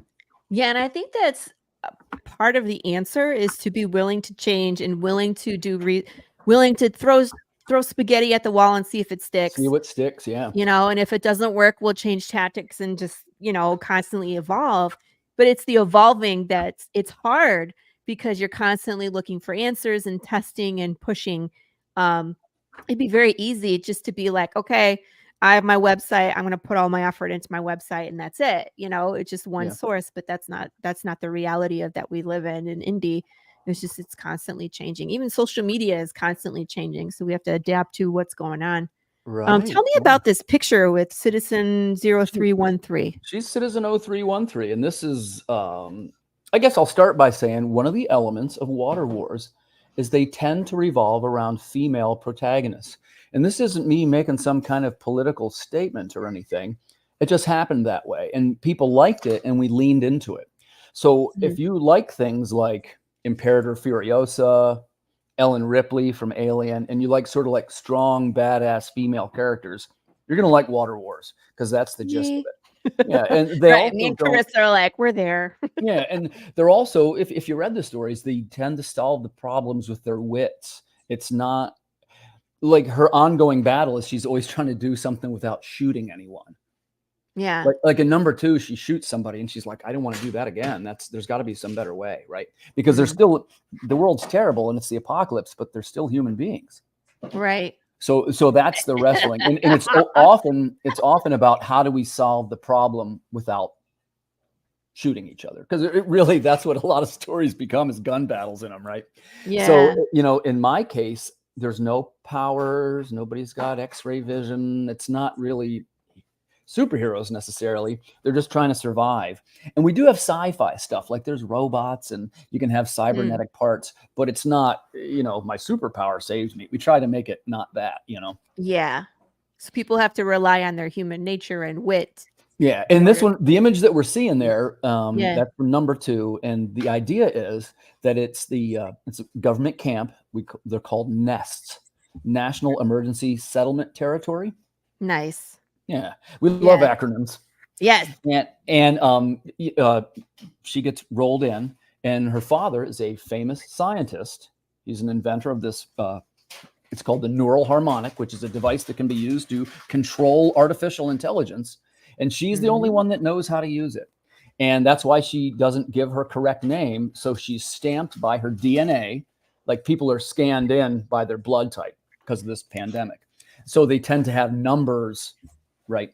So she's Citizen 0313. And sometimes people ask me, it's a little bit of a spoiler, but the idea is we also have kind of like this badass female warrior, which is kind of like the one that you see behind me there. See that one with the mask? Yeah, I love her. Yeah, Sarah is Citizen 0313. Citizen 0313 is the beginning and Sarah Strong is the ending. Okay. Yeah. And remember, she's on a pseudonym. The part of the script is, you guys like scripts. They're saying, look, you're in a lot of danger here. You might need to leave your name behind you. What should we call you? And it switches to a flashback, and it's her father, right as the family's getting ready to be executed. And he says, look, you're going to need to be strong. And that's how she becomes Sarah Strong. Oh, hey, what's up, Lou? Yeah, I know. I love this. I love this panel right here. It's beautiful. Yeah, that's the artwork of David Dion. And in those days, this is a little bit of an epic storyline. This is the longest one. But like I say, they all tie together. And, you could just take it out and read her story and say, oh, what an interesting story. But then you read number 4 and you're like, oh, so that's why she has a metal arm. Yes, that's exactly why. Oh, so that's why the robots are chasing her. It's about the blood. Yes, that's exactly why. Yeah, it's all explained, but you don't need to know everything to read one story. Yeah. I'll give you a great example. Are either of you Star Wars fans? Yes. Okay. In the first 3 Star Wars movies, they didn't even ever touch once on what a Wookiee was. Did you like Chewbacca anyway? Yep. Yeah, one of the coolest characters, right? But they never mentioned what the heck a Wookiee was. It was like a giant dog or some shit. It's like, what is this thing? And then you find out that Han Solo is actually his dog. Yeah. This is a popular character we got too. This is Phaedra 5. Her element of the story is she's been programmed by the father to search the waste for the surviving children, which is Citizen 0313 and her brother David. So basically she has one job, which is to search and find Citizen 0313 and guide her to safety. That's her only job. And the thing that's interesting is it's not revealed to the end. Wait a minute, Phaedra 5? Does that mean there's others? The answer Yeah, is she's yes. number 5. Is there The 1 answer through is 4? yes. Yeah. Do you want me to tell you the ending? I love to give spoilers. No, up. no spoilers. All right. He always yells at me about that. I love I spoilers. do. Yeah, Bruce is generally the worst. script He people just will start love talking about spoilers. plot points on the show, and I'm like, you should stop now. There's nothing I could say that would spoil it where you would want to not read it. That's the thing. So Yeah, the idea is it makes you want to read it more. yeah. The next one you see here, this is a short story that was written for Travis Gibbs' book. This is Tales from the Collective Initiative. This is about it's already been published once under the Orange Cone imprint, but it's never been published under Earth Dog Studios. But great, yeah. Hey, by the way, Quentin, it does a little bit rhyme with Tara Strong, who is a somewhat famous voice actress. Oh. If you guys know who she is. Oh, look, it's Brandon. Hi, Brandon. Hey, Brandon, how you doing? But in this case, the story was, again, you have the female protagonist. And the concept of this one, she's a geneticist who's been working on a top secret government experiment. And now, in short, the atmosphere is collapsing and they're running out of time. And the government is seizing control of the city. And she gets the call, you've got to get down to the lab and deactivate the experiment. They want to turn it off before anybody discovers what they've done. What they've done is once there was no more police forces, the major corporations have started creating genetically enhanced bodyguards to protect their perimeters. And this explains, well, wait a second, it's water wars. I get that, but why is the world full of monsters? Why are these creatures in the sky? Why are there genetically enhanced minotaurs? It's because they were created by this lab. And this is Science Officer Jenkins. At the very end, she lets them all loose. Oh, no. Yeah. Dang it. It's like, do I close it down? Well, especially if they're sentient beings, you have to kill them and all? it's a little bit, she's not a bad guy. It turns out that she's been a little bit under the mind control of the Terramorph. Oh. And, you know, as I say, I love to frame the materials. This one's framed in the 1950s B movie. So if you like The Day the Earth Stood Still, Earth versus the Flying, it's a little bit corny, if you know what I mean. So if you like a little bit corny, it's just a fun story. And the concept of it, you see in the panel there, she's, look, I'm a scientist, not a soldier. What am I doing? Look at that. She's got to get through there. Yeah. And that was terrific fun to make. And thank you very much, Travis Gibb, for the opportunity. I'm grateful. Here's some more Sarah Strong. Yeah. She's awesome. Yeah, very, very popular character. And you notice that the war corridor, as we call it, is what used to be called Route 66. So on her journey, she tends to pass a lot of well-known American landmarks.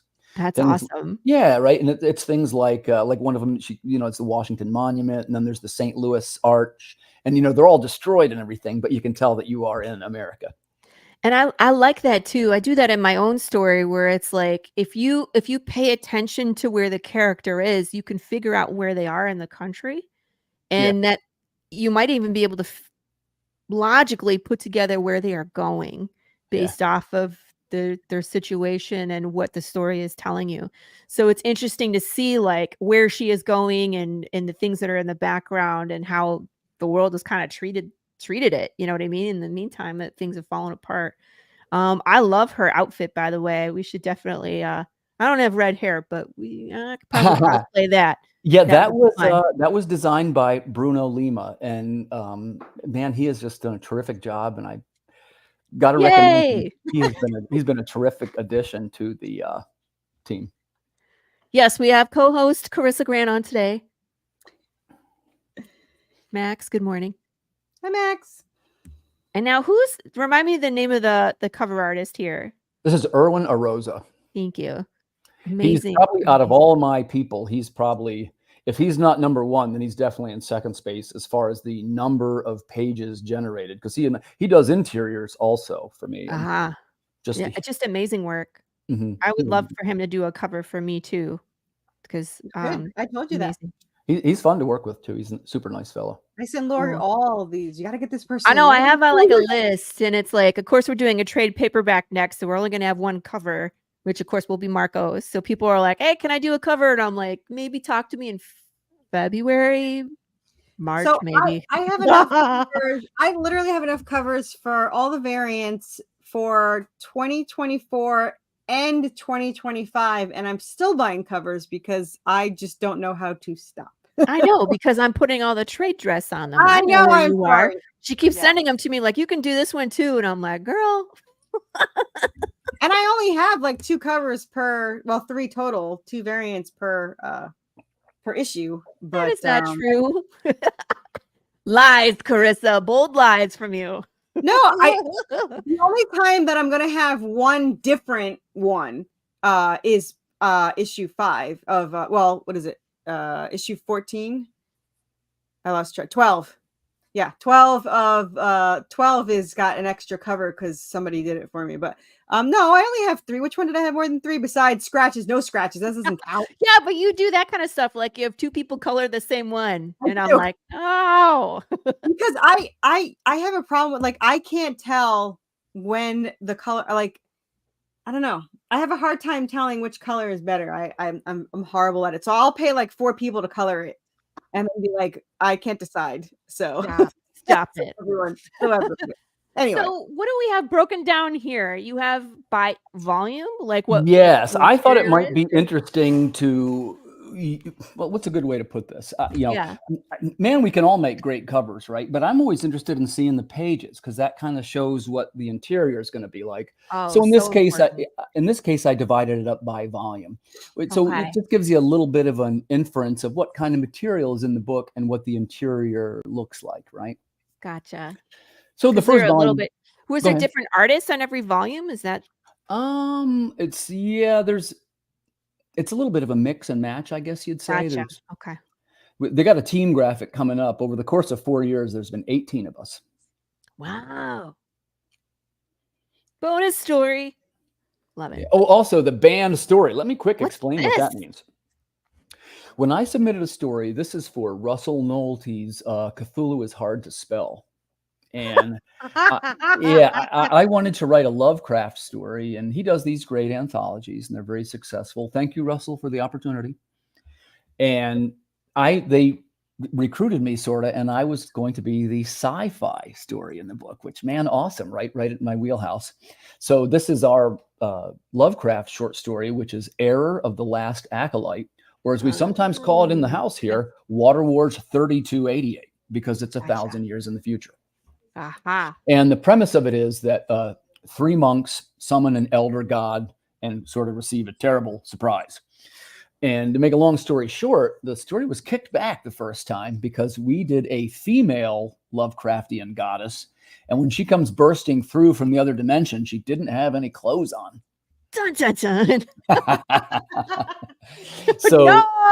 now, so to handle it in the story that was released for the all ages version, like sometimes it's carefully placed lettering, or maybe there's flames in front of her. You know, he Gotcha. jokingly said, "Look, can't you go back and draw her with a bra on?" You know, and it isn't like it isn't prurient or anything, but it is a nude female form, which doesn't upset me as much, I guess, as some people. I guess. I But guess anyway, the context matters, but still, it's like, oh my gosh. yeah, the thing that's funny is they didn't have any problem with the end of all human life, but they did have a problem with a girl with her shirt off. See, I come up with this problem all the time because I kill people in some really grisly ways, but as soon as there's boobs in it, it's like, ah. Isn't that weird? Isn't that weird? So in this case, We're we are okay with this releasing dude the. losing his head. All right. In this case, we are releasing the unedited version, so you'll get to see a little boobage in Water Wars for the first time. Dun, dun. Is it going to be in the volume? One of the volumes? Okay. Yeah, it's this volume is everything in it. Everything. I Yeah. thought you said it was. Is it 2 books or 1 book? It is 2 books. It is 2 books. Okay. Gotcha. So basically, the easiest way to describe it is this. Ready? Yes. Well, the Water Wars series has 2 arms. One is 2288, which tends to be female protagonists, and it is drawn in a classical comic art style, and it feels like a comic or a graphic novel. And the second one is the Chronicles, which is all sort of a hand-painted look. All the pages and covers are designed by Erwin Arosa, and it tends to be very emotional sci-fi stories. Gotcha. Very much along. Yeah. Yeah, See, we can see the difference here yeah. versus Yeah. here. Yeah. I see the difference. Yeah. Mm-hmm. Yeah. And also, if you like sort of like hard sci-fi, you probably like Chronicles. If you like sort of like comics, you'll like 2288. Kaboom. And of course, if you like everything, you get everything together. I mean, I like it checks all the things for me. I love sci-fi and I love post-apocalypse. I think you'd like it, Laurie. Yeah, I think I would too. You have such amazing art in here too. There's no drawback. Yeah. Digital. All right, so rewards. We get digital edition, $5 for all of it. Not only that, that includes all the songs and the maps. What? You're insane. Oh my gosh. Well, and the reason why I did that is the truth of it is, I'm a publisher. I'm looking for printed versions and to make a graphic novel. But my fastest growing segment is the digital segment. Yeah, and a lot of people, especially creators, they like to back the digital segment so they can show their support. So it's got to be cheap. And the simple fact of the matter is, most people that are doing that, they're not reading the material. So you may as well just make it as cheap as possible. That's a good point.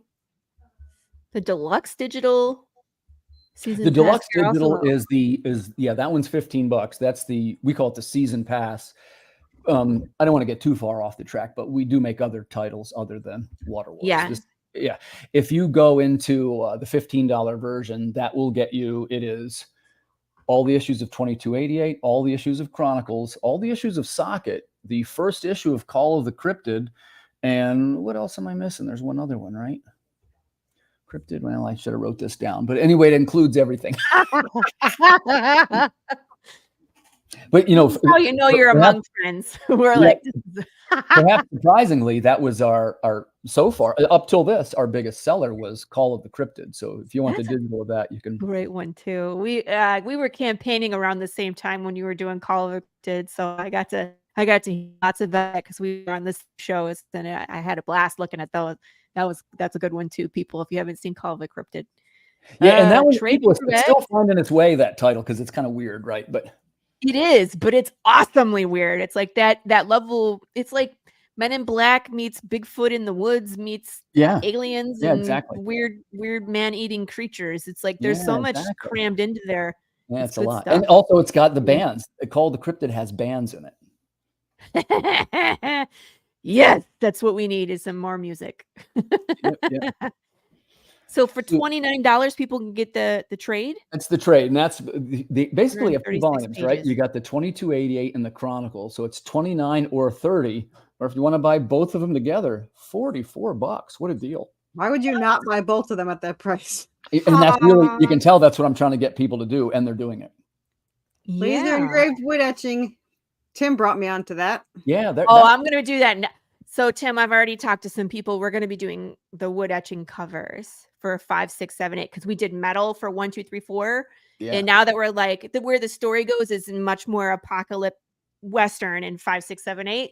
So we're switching over to the wood engraved covers. So really I think it's perfect for your brand. Yeah. The one tip I would give you is, what I do now is I send because the computer has difficulty. That's a nice one right there. This is there we go. Look at that, people. So cool. That wood etching is awesome. It was awesome. In fact, I had to go back and find that website that you sent me a long time ago for that. It's like nerdables.shop. And I was like, go back there and check it out. Yes, he's a nice guy. And so what I was saying was it's best to send, again, just one man's opinion. Right. The computer doesn't differentiate color gradients very well. So what you want to do is do a dress version of a black and white cover. Mm-hmm. And it'll come out brilliant because it etches it into the wood so that the more contrast you have, like the more it pops, if you know what I mean. Mm-hmm. Carissa, hold yours up once. Yeah. Show it off. Yeah. You see, see how the black stands out from the white? That's really a good one. Oh. Yeah, I see the difference. Yeah. The other one just pops more, but the other one is very nice as well. Yeah, they're both pretty good. Yeah. I like it. So for this $48 level, you can get the laser engraved wood etching. Mm-hmm. Ooh. Let's go shopping, people. And the other things that come, if you want all the covers that Irwin worked on, he's done a cover for each book. You can get his cover set, or you can. The collector set comes with the trading cards. Also, take a quick touch on the indie creator advertisement. One of the things I'm working more and more on, and this will be open to anybody that wants to try it, is to support indie creators in a way that would be meaningful and actually drive some kind of business to them. One of the things that we decided on is similar to a house ad in the back of old comics, where you see ads for the other books. Like in this case, you'll be able to go in and you'll be able to see ads for the indie creators. And, it's a relatively inexpensive ad, but these ship now to 25 countries. So people are going to see your ad. That's cool. Yeah, I have another one. My book ad is going to be in. It'll be in 2 books now. I'm in one of the versions of Slaughterville, and then Raise their new book. I think it's number 6, 7. I forget. They're so far along, but it's like a manga style book. So I'm gonna have a Path ad in there too. So that's exciting. That's new for me. We'll see if it does anything. It might, but it's just fun. Yeah. I love that. Yeah, I sold one of them already. I always tend to get one. And I'm in the CGC business. As you guys know, I do slab books. That's always a good seller for me. And they do great on raffles and drawings. If you ever do a public appearance, people like them. Gotcha. The retailer tier is just what it sounds like. It's a retail package and it's dirt cheap. In other words, I'm losing a couple of bucks on each one that I sell. Pretty much. That's how it goes, though. That's how it should be, because what you're trying to do, remember, what you're trying to do is get into stores, not to be profitable. Yeah. Right.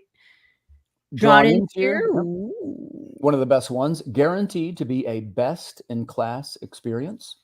Original art tier is just what it sounds like. Yep. And I also do production tier, which is something I usually do 1 or 2. I got one of them right now. I got a new client. We're working on it's a murder mystery, which will be presented in a multimedia format. It looks like a scrapbook. And when you open it up, like there's letters and like a letter falls out. And it's like, oh, it's somebody's old scrapbook. And then as you read it, you realize that the guy has killed his wife. Oh, shit. Yeah. Whoops. That's called the Halcyon Knife. And we're going to be seeing that probably in the last quarter of 2024. I'm not the writer of it. I'm just going to be the editor on that, editor and production. That's great. Yeah, I have plans. I don't know. I want to pick your brain on some things maybe later. Yeah, sure. Stretch goals. Protect the book. Upgrade cover and paper stock. Nice. 2488. Unlock the visions. Unlock the visions? Yeah, it's additional art. We're going to put in there some production art and some. I got, like everybody else probably, I've got tons of art that have never been seen. We're going to include some of that in the book. And one of my most popular things is people like to meet the creators. We got some nice interviews and things they've done. Cool. Quentin, I'd love to see this as a Netflix series. Yeah. We do something I did different this time. Now supporting the book, the first stretch goal is a digital comic. And the second stretch goal is a second digital comic. I learned this from Matt Knowles. I used to do the thing, and actually Carissa knows this. I had it up to like 22 books or something like that. I do. That's what I have. But what I found was I had devalued the collection, and nobody, out of 219 backers, something like 11 people clicked on it last time. Because, man, the more you give it away free, the more people think it's not worth something. And I had a talk with Matt, and he's like, man, you're marketing it wrong. So I switched up. And already I've got more clicks by saying it's one. So you only release one digital and a stretch goal. Okay, interesting. Yeah. Well, it'll be 2 because we're going to hit the second stretch goal. Of course. And what it is, this is what they call an A/B test. Am I too far? Did I go too far? Here it is. Free digital comic. Yeah. And then, of course, the map. We make maps. Let's see. That's really cool. Radioactive tactical map. And this is a big thing for me too. I love interaction where I'm just like, ooh. And I'm always like, should I put stuff in black light? And do I include a decoder ring? And I love that stuff. People, you know what I mean? So this is right up my alley too. I love this stuff. Hey, you read Lord of the Rings. You open it up, page 1. It's the map. Is the map. Yep. I was like, I need a map for my trade paperback. Yeah. Yep. I'm on it. Light the Way, Bell Tolls, updated Earth Dog Studios collector's guide. What's that? What that is, it's a 2-page spread that shows. We initially made it as like if you're a comic collector, you can look through and check all the boxes because there's so many issues now. There's something like Oh, something so like, you can like actually check them off as you. That's cool. yeah, and it shows basically every book that we've made, including ones published by Antarctic and other publishers. And even this year, I guess I'll even include I was writer on a book that came from Bad Bug Media this year. Cool. And actually, thanks for the opportunity on that, Mike Tiener. Awesome. I just happened to look up at the time. We got like 6 minutes. We got to rip through. I was like, oh my God. This is what happens when you have your besties on the show, is like you totally forget. No, not, I mean, Tim too. It's just like we just start talking about comic stuff and it's like. You're doing fine. The time flew by. I'm enjoying this. Huh? The time flew by. I'm enjoying this. Yeah, exactly. And that's how it always is on this show. It's like everybody's like, it's 2 hours, but we get on here and we have such a fun time. It's like, oh my gosh, we got to wrap up. Dang it. Please, viewers, go check this out. I posted the link. Let me highlight it here. Go check out all of Tim's stuff. It looks like this is a beautiful collection. Lots of great opportunities. Go shopping. Spend some time on the page. Let's, click around. Is there anything specific that you want me to highlight in these last few minutes before we kicked off the show? No, but since we're just about to the end, I sure would like to say thanks to Laurie and thanks Carissa for your support over the years. It's really meant a lot to me, and I'm grateful. You guys have been awesome to me, and since you have it up, I'd also like to thank my teammates. I was like, holy, look at this team. I jumped at the chance when I heard Tim was on. Thank you. We were talking about co-hosting, and I was like, "Oh, Tim will be the first one." She's like, "Tim," and I was like, "Yeah, Tim Fling." She's like, no problem, I'll be there." Yeah, we know each other, sure. And I'm sure I'll have you guys back on that too. What's that? I was going to say I'll look forward to you guys can be on my show here coming up. I'm back on for it's coming up. 8. Yeah, January. I got to start looking at my 2024. Not that I haven't. It's just like, when you get so focused, we're at the end of the book and it's like, all right, once I finish this, I can start planning the next thing. So that's where we're at. I have 6 Kickstarters planned for next year. I know, because they're all booked with me to be on my show. Yes. Which, by the way, I have opened to Calendly. So if anybody's interested in coming on the Tuesday Morning Brew, if you're already scheduled with me, I already have those dates blocked out, so no one else can schedule those. But if you're interested in coming on, I can shoot you the link and you can go out as far as you need to. It's not 60 days. You can actually schedule all the way through the end of 2024, like Carissa did, to come on the Tuesday Morning Brew. Get those spots. They tend to go quick. I'm usually booked out a couple months. So if you have a campaign going that you are planning for 2024, we launch Kickstarters on this show. We do panels. And she's the best at it. We do. We have a lot of fun. I'll smash pumpkins on the show. We do a lot of fun things. So please, if you're interested in coming on, just let me know. I'll make sure you get that Calendly link so you can get on here. Tim, thank you so much for coming on. I mean, we could probably fill another 2 hours talking about comics and music. Yeah, you're just such a gracious host too. So I love coming on your shows. I look forward to being on more and hanging out with you and just talking comics and shooting the shit.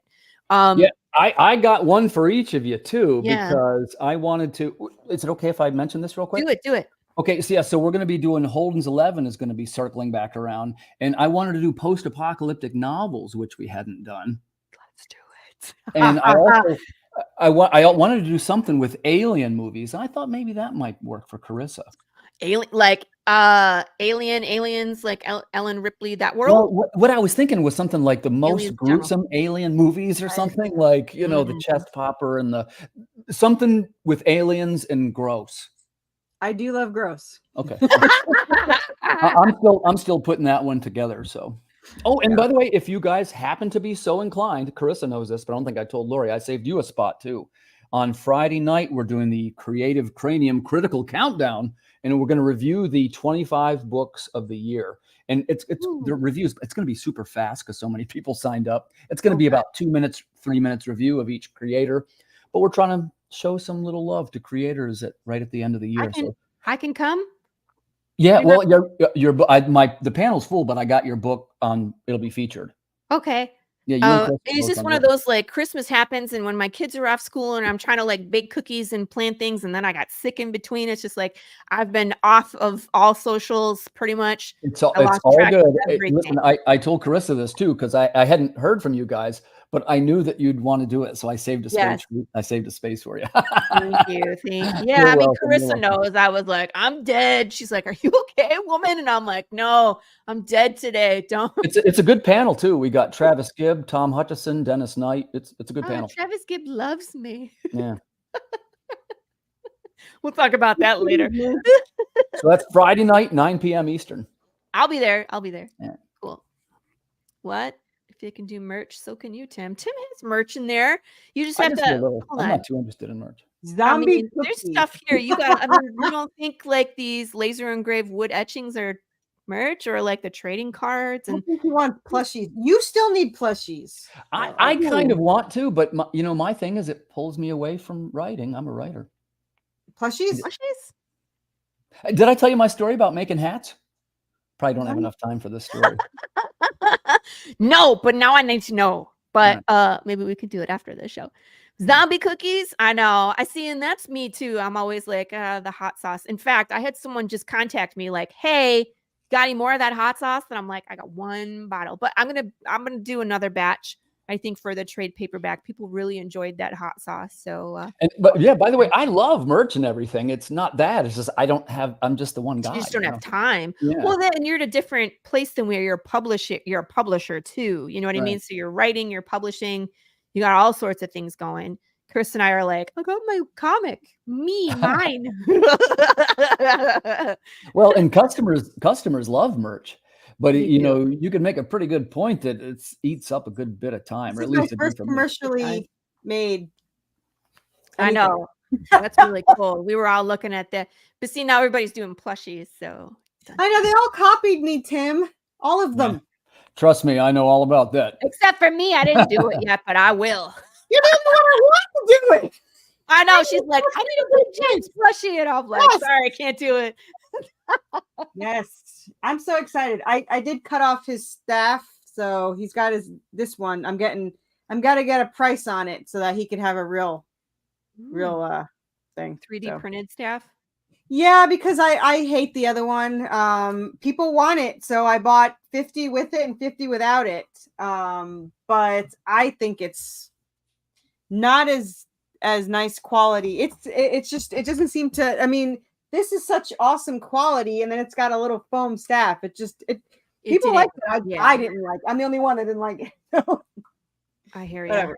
Yeah. All right, guys. Well, we got to wrap up the show. There's more people coming. There's a show after this one. And thank you so much, Tim, for coming. We can drop your socials real quick. Tell people where they can follow you real quick. Well, I'm on Substack right now. That's Earth's Mightiest Substack. That's got some of the best writing you're going to see on Substack. If you want to follow me on Facebook, I'm Timothy B. Fling. That's B as in boy. I'm not the one who does the check kiting. I'm the one who makes the comics. And of course, I'm also at earthdogstudios.com and pretty regularly on Kickstarter. So kind of easy to find. On Friday nights, we do the Creative Cranium show. And periodically, we're going to be doing the Holden's 11 show, as well as we're working some musicians in this year. So if you have some music and you'd like to promote it on the air, give me a shout out. The one that does my music would probably love that. Right? Tell them to reach out to me. Yeah, we do this. I got a songwriting episode coming up. I'm on the fence between recording them and doing them live. I get it that live is good sort of for to keep your foot in the water, but it's the simple fact is they get less views. My recorded ones do much better. Huh. But I told you why, right? Did I tell you why? I don't know. Did you? You have to. It's an algorithm that. Are you talking about YouTube? Well, YouTube? Yeah. Because they changed the algorithm for live per recorded. So what you have to do is you have to do it live and then repost it as recorded. That's what you'll get more views. Well, yeah, I do that now, but they still don't get as many views. Really? Yeah. Because I heard somebody told me that if they do live, it just doesn't get the same amount of views until she posts it as recorded, and then the algorithm changes. But yeah, well, like even this one, I streamed I put it on my YouTube. Mm-hmm. But some of it might do. Tim, some I of it already linked it to your YouTube. I wonder if it's on there twice. Oh, okay. That's cool. That's cool. That's cool. Good I will times, say that people. I think that Watch sometimes Tim it's and the then watch it content. again. It could be just the content. You know, like the 11 show, they tend to be content based. Is one longer than the other? About the same, I think. Then I don't know. Yeah. We got to go, people. Bye. We love you all. Thank you for watching. Join us next week with another great guest. We will be here as always on the Tuesday Morning Brew with the hottest coffee and the most creative guests. Carissa, are you joining us next week? Remind me. If you want me to. Then she'll be joining us because the answer is always yes. And we will see you all next week. Kiss your babies. Bye. Cheers. There is a creature in the swamps. It lives to destroy. The beast they call Hogzilla. After his latest get-rich scheme goes sideways, Gary Duba, the quintessential Florida man, ends up with a stash of somebody's high-end memorabilia. His gal Crystal is on probation and preparing for the fight of her life, squaring off against Australia's Queen of Combat. Delilah's got her back in training, staying off rich foods and the nose candy. Meanwhile, Gary and his best friend Floyd have been hired to wrangle a massive, abnormally aggressive feral hog that's terrorizing the swamp and wrecking Gary's old neighborhood. Can they bag the elusive monster swine without destroying the Sunshine State? Reserve your copy of Florida Man vs. Hogzilla at floridamancomics.com. We're bringing back funny books, y'all.